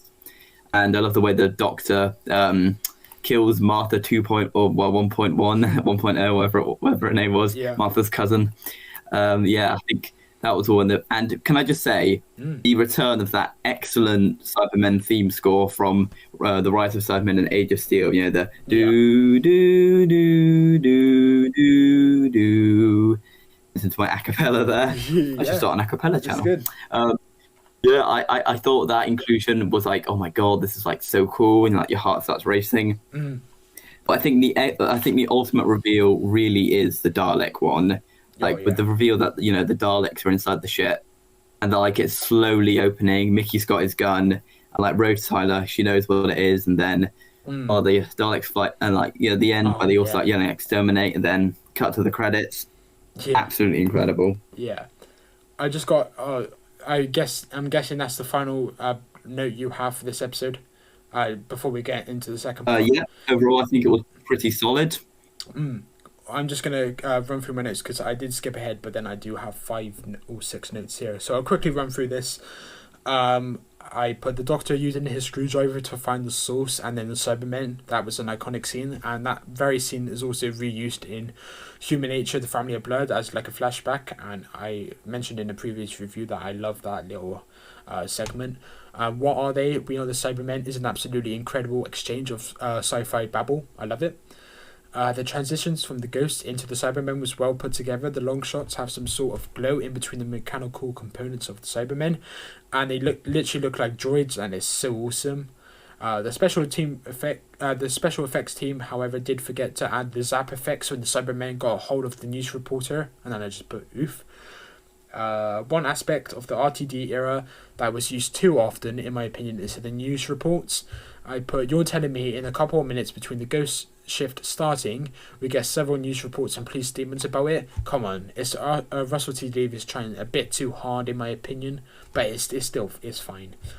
I put the clip as additionally echoing what you said here. I put that cliffhanger is awesome, and flying Daleks. I can't quite remember if people were aware of the return of the Daleks, but if this was kept secret, it must have been so awesome for those watching it for the first time. And it goes without saying the final 10 minutes were great.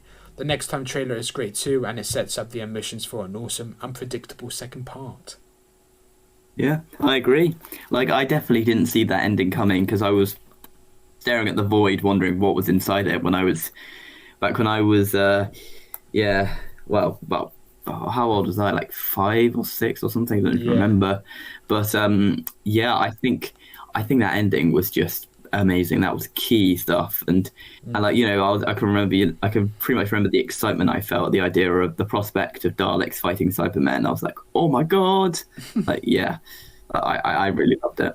Oh, 100%. It's you can tell Russell T Davies was a massive fan of Doctor Who to give us that. I mentioned that in part 2 of the review, but before we do move on, guys, do not click off of this. We are going to review the second part. This isn't going to be our final score, but we do have scores for part 1. We don't have a conclusion for part 1. We have a conclusion for part 2 and an overall score.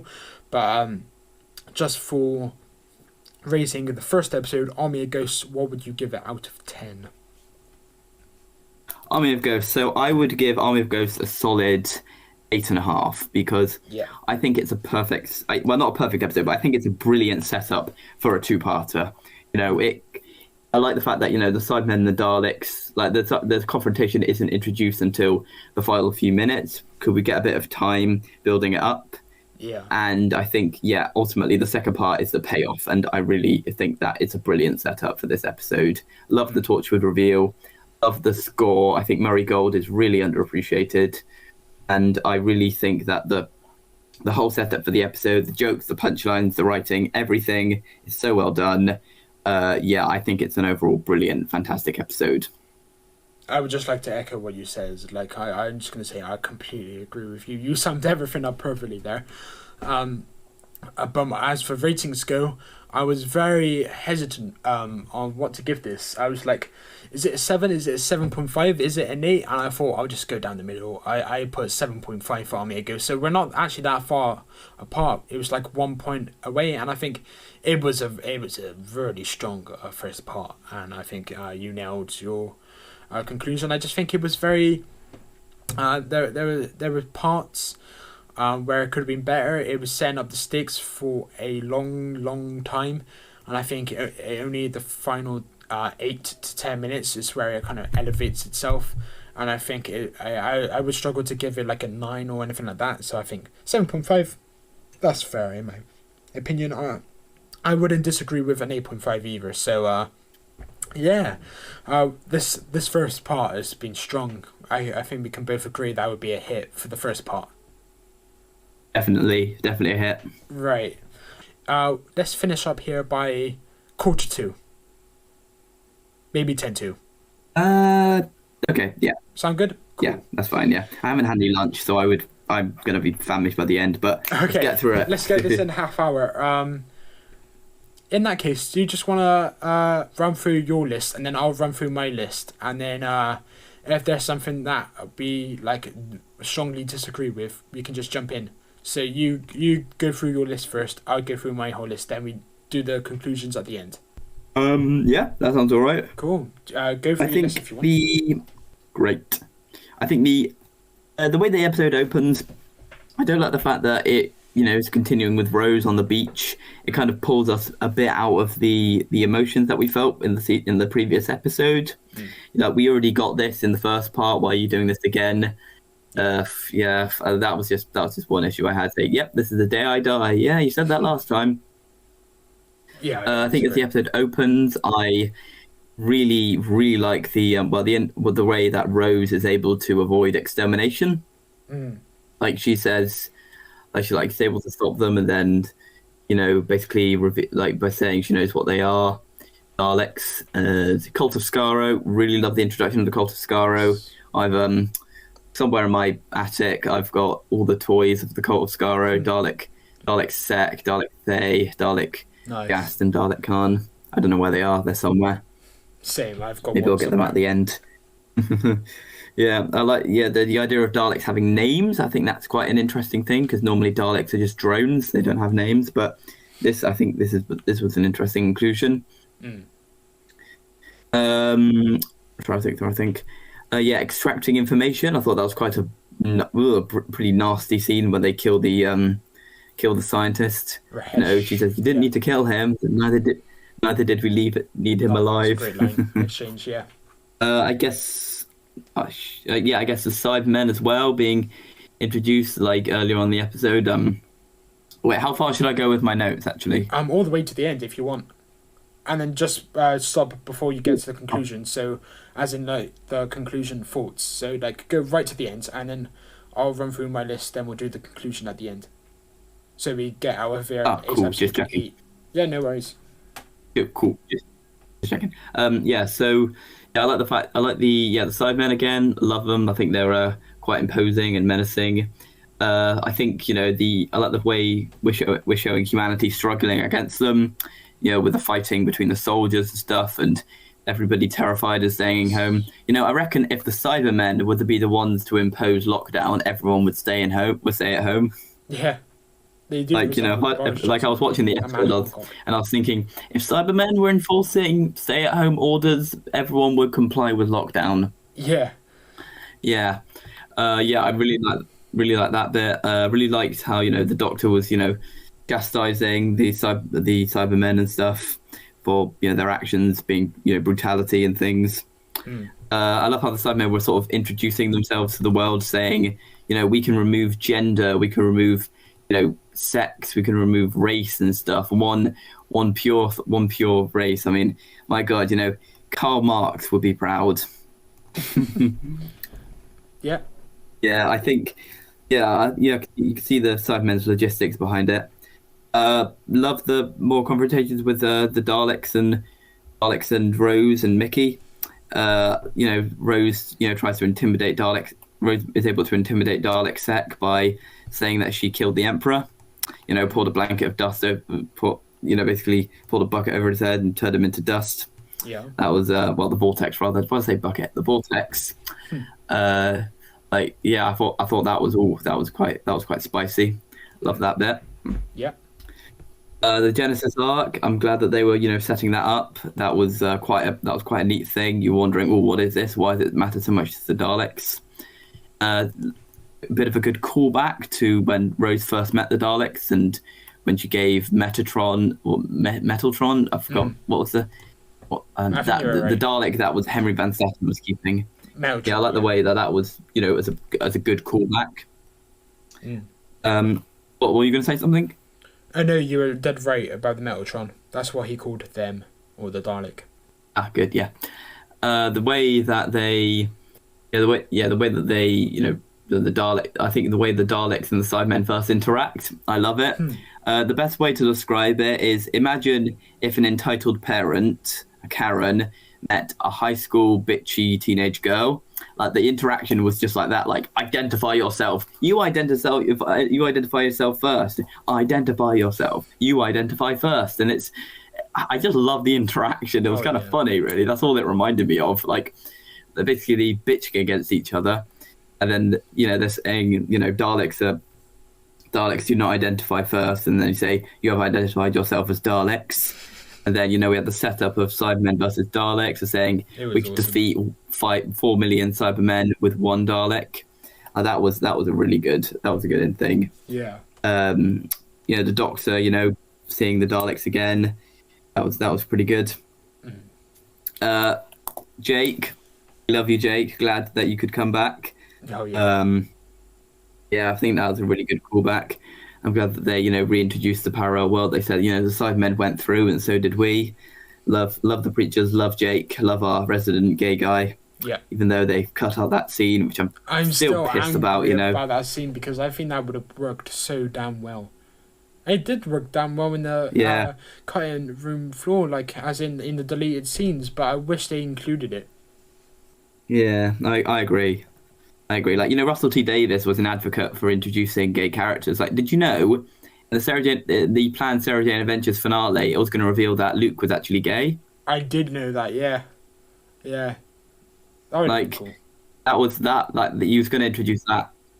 Like, he said, I'm all for introducing representation. I think that's why he's so, like, I think that's why, he's so, an avid... Yeah. Advocate for representation. It's a Sin, which I haven't seen yet, but I've been told it's very good. Have you seen I know you recommended that to me. Sorry? Have you seen Years and Years by Russell T Davies, the miniseries? I haven't seen that either, no. It's basically It's a Sin, but different. I haven't seen It's a Sin, but I have seen Years and Years, and it's very good. And definitely watch that one as well. I'll add it to my list. Awesome. But I think... It's Years and Years on iPlayer. I believe so, yeah. It's BBC. But I'll add that to the list, as well as It's a Sin. I think Preachers coming back and fighting the Cybermen, that was a really good inclusion. And eventually, the Cybermen, the Preachers, and the Doctor join forces to fight the Daleks. And I love the way Rose is basically stalling the Daleks. Yeah. Waiting for the right moment, and then when the doctor comes, and then the callback saying, sonic screwdriver, it doesn't do anything, it doesn't kill or fight, but I'll tell you what it does do, it's open doors. Love that. Yeah, really love that. I think that was very, very good. Cybermen coming back and Cybermen walking in and fighting the Daleks with guns, that was kind of neat as well. Mickey being really bumbly and putting his hand on the Genesis Ark. Oh God, yeah, that was Doctor thanked him in the end, saying they would have forced us to do it. So I love that line. That's something. Yeah, that was So I guess it's equals.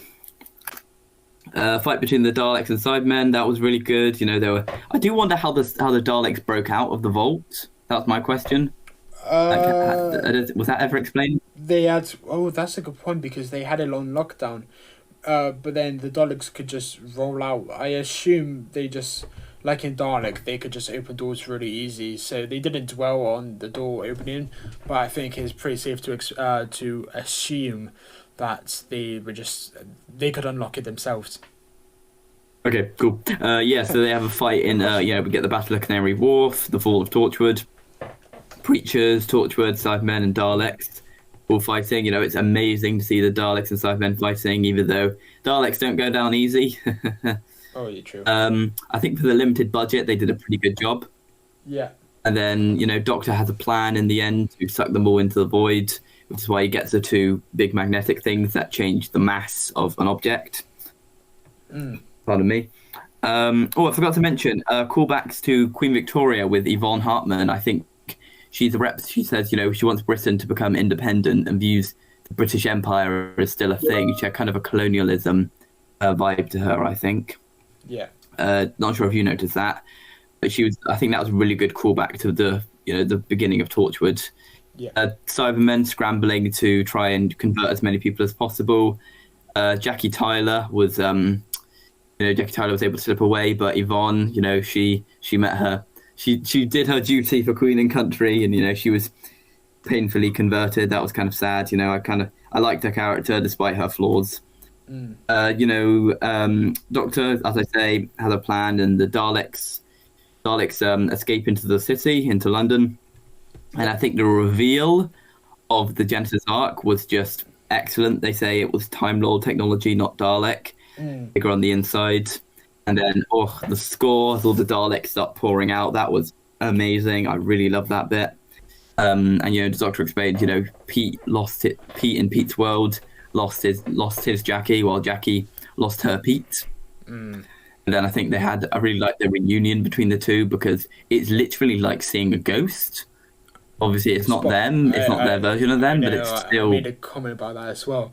I really love that scene, but it's still a bit weird. Like, can we have a bit of justice for the real people? Like, Jackie in the parallel world died, and then Pete died, and I think, okay, yeah, like I get what they're trying to do. Parallel world is lovely, it's nice, heartfelt, but I think it's still a bit tacky, since it's like your father dying, and then you get like a alternative dad, and then you've just got to accept it. It's like, it still feels a bit weird to me.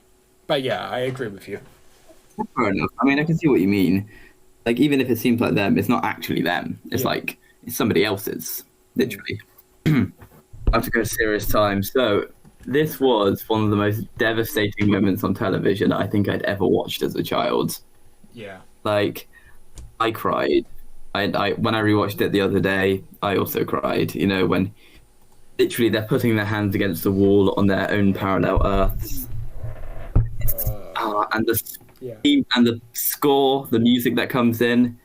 Oh, my God, man, it's so sad. It's like we've just had an epic climactic battle. Now it's the end, and if that's not heartbreaking enough, the doctor drags them all the way to Norway on a beach. I don't know why Norway, of all places, because it's freezing cold beach. Bay. I'd actually be interested to know. I think it is absolutely certain that Bad Wolf Bay is actually a place, and that's where they went to film. So I assume they just had a research team and be like, just get a suitable location. And they thought, find a place called Bad Wolf Bay or something related to the show in some way, and we can link it. And they literally took it seriously, because it would be very easy for them just to go to some Cardiff Bay and say this is Bad Wolf Bay, but they actually went to this country. This is Norway. They went to the extra level, and I respect it for it. That is pretty admirable. But I think when the Doctor's saying goodbye to Rose, and I think it's heartbreaking that just before the Doctor gets to say "I love you," he fades, and my God, it is so. Yeah, I'm gonna cry again. Like, they could have. Like, here's my thing. Here's my reason why I don't like modern Doctor Who. It doesn't have the same emotional weight that the Russell T Davies era had. That was just so damn good. And the reason why was because there was so much attention to detail in it. And it was and if a show can make you cry because of an emotional attachment, it's a good show. You're not wrong. You're not wrong at all. Spot. And there's a brilliant segue into the Christmas special with Donna Noble. We love you, Catherine Tate. Probably my favourite companion of the Russell T Davies. Controversial, but I love her. Not controversial. A lot of people agree. Solid episode. Oh, all right. I've spoken for too long. You can go ahead. Before we may as well. Do you want to jump into a conclusion and also your final score, and then I'll do mine, and then my final score, and then we can average the two scores up, so we can. That's all right with you, then. Yeah. Leaderboard score. Yeah, sure, go for it. So overall, I think Doomsday is not only a brilliant two-part end to the two-parter. I think it's a brilliant end to season 2 and also Rose Tyler's arc. I think it's fantastic. I think it's excellently well written. I think it's a superb climax. It doesn't feel underwhelming. There's an emotional resonance to it. And I ultimately think, you couldn't have done a better job. Honestly, Russell T Davies knocked it out of the park. The emotional weight of the episode is encapsulated by an extremely sad ending that, honestly, is one of the saddest moments in television history for me. Agreed. Right up there with Skin Season 2. Absolutely loved it. I'm gonna give Doomsday a 9 out of 10. Okay. So that brings your average to like an 8.75. What direction do you want to go in? 8.5 or 9? Those are your two scores basically, but you land in right in between. So which The one would you episode go as a for whole, overall? I say 9 out of 10 for the whole story. Okay. Yeah. That makes the average really easy for me. So I thank you. Again, I don't want to keep you for too long because I know you got to eat. So I'll just jump straight into my notes. I'll get this banged out within 10 minutes. And then we can say our farewells. From the moment the Cybermen talks to the Doctor about emotions destroying him, the episode kicks into fifth gear. Jake is back. Yes, I really love this character, and I think he was very good in both two-parters that he was in.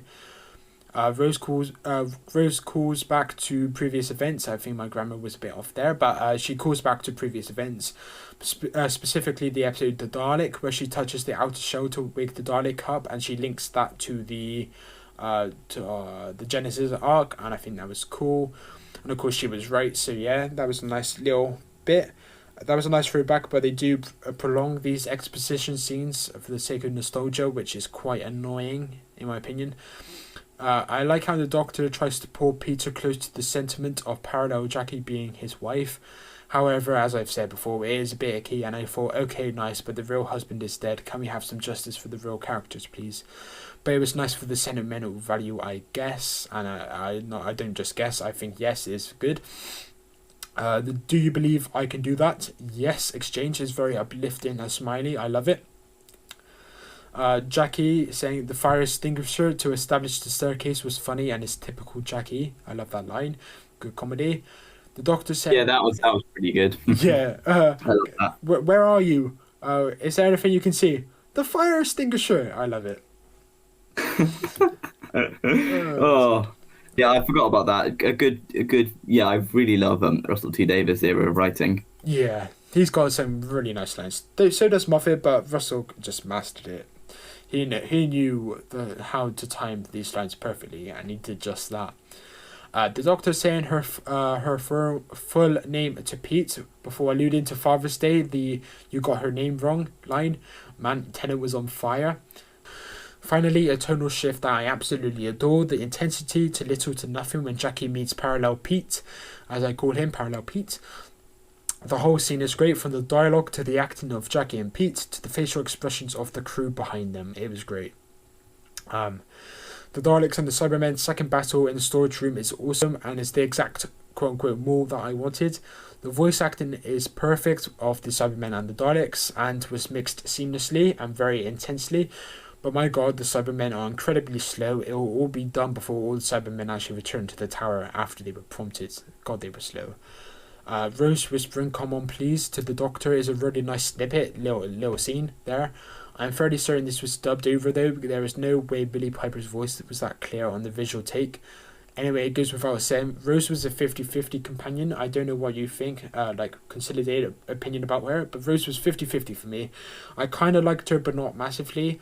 However, I personally believe this episode was Piper's best performance, and not just for the ending, but because there was not one moment where I thought she was overacting, which it would be very easy to do in the final episode, like Matt Smith did in Tom the Doctor. Even though I love Matt Smith, Tom the Doctor, he did overact a bit. I think Billie Piper was brilliant in this episode. What did you think of her performance? I thought her performance was excellent, solid, Yeah, really, really good. Yeah, I think she was really good, and yeah, her performance as well. She really came a long way. Had me in tears at the end. I was blubbering into my tissue. yeah. I'm not that far away anymore, so yeah, she was very good in this one. More Daleks vs Cybermen battles, yay. Well, this one wasn't great, the music made it bearable, and then the episode shifts onto Rose. Here we go, the beginning of the end. And I thought, oh crap, here we go. First time she looked normal in her life is a funny line. I'm quoting so often because this episode has so many funny quips that make up for the inconsistent pacing. Yeah, that was a great line. A little bit of fun before the really distressing bits. Talking about distress, Billie Piper distraught that the Doctor is letting her go. She did it so well. I think she acted that. Oh, she delivered every single line in that sequence so perfectly. Then Doctor Who becomes a soap with conflict between Jackie and Pete. I put, for God's sake. And then, of course, you said the same. You'll never be able to see her again. Your own mother scene is so heartfelt. Oh my god, this is where it gets sad. Yvonne out of nowhere, you will not pass. I'm not huge on this scene, but I did really like that he did it. We see thousands of Daleks entering the building from the outside, but we maybe see about 30 go into the void, if that. No Cybermen go into the void, or at least they didn't Photoshop. They didn't add the special effects of the Cybermen going into the void. Small little thing that irks me a bit. I don't know how you think about that. That's fair enough. Yeah. I said that damn lever. I must say the whole sequence is done so well, from them holding on to having to fix the lever to her holding on for dear life. It was directed, acted, edited, and scored so well. Rose lets go. The Doctor and Rose scream simultaneously. Man, this hurts the heart, and it never fails to make me cry. I agree. Yeah. Oh gosh. The Doctor and Rose putting their hands up against the wall. A nice moment, and reflects the journey the two had been on for the previous 2 series. Hate them or love them, they did her exit very well. They did. They couldn't have done it better. I thought it was a very good exit. And for the first Modern Who companion exit, it had a lot of like proper companion exit. It had a lot of stuff riding on his shoulders, and I think they did an excellent job. This was a peak Doctor Who exit. It was great. It really was, yeah. Yeah. I'm still pissed though that Moffat tried to replicate the dead whispering to a person in their sleep tribe that Russell T Davies did here. I believe he did it in the end of Death in Heaven. God damn it, Moffat! Like when Danny Pink did it to Clara after the Death in Heaven. I think why did he try to pay? It didn't work that well. Exactly. Even if he was paying homage to it, as opposed just to ripping it off, I still think as homage goes, it was pretty naff. It didn't work as well at all. But I don't know. Who am I to judge? I really like how they graded the scenes, like color graded, of Rose waking up. Like the black, they really dwelled on the shadows. I loved it. The light in that little sequence is like, and the music is like, it's like, that's how it gets like, it's like a really flat song, like in the background, and the lighting really reflects that. And I think, oh, that's fantastic. Yeah, I really like how they graded the scenes of Rose waking up. The music kicks back in, and I love it. I really do. I was going to make a Children of Earth reference there, but it would ruin it for you, so I'm not going to mention that. But yeah, they do similar in Children of Earth. Like, something happens, then the music kicks in, then like their theme kicks back in, and then it's very good. And then it just like connects you to the character even after they're gone. It's beautiful. The Doctor and Rose talking awkwardly on the beach. Even though I didn't love the arc of the love arc, at this point I was just screaming, "Tell her that you love her, damn it!" You know, I was like, "Say that you love her." I think you said the exact same. Yeah.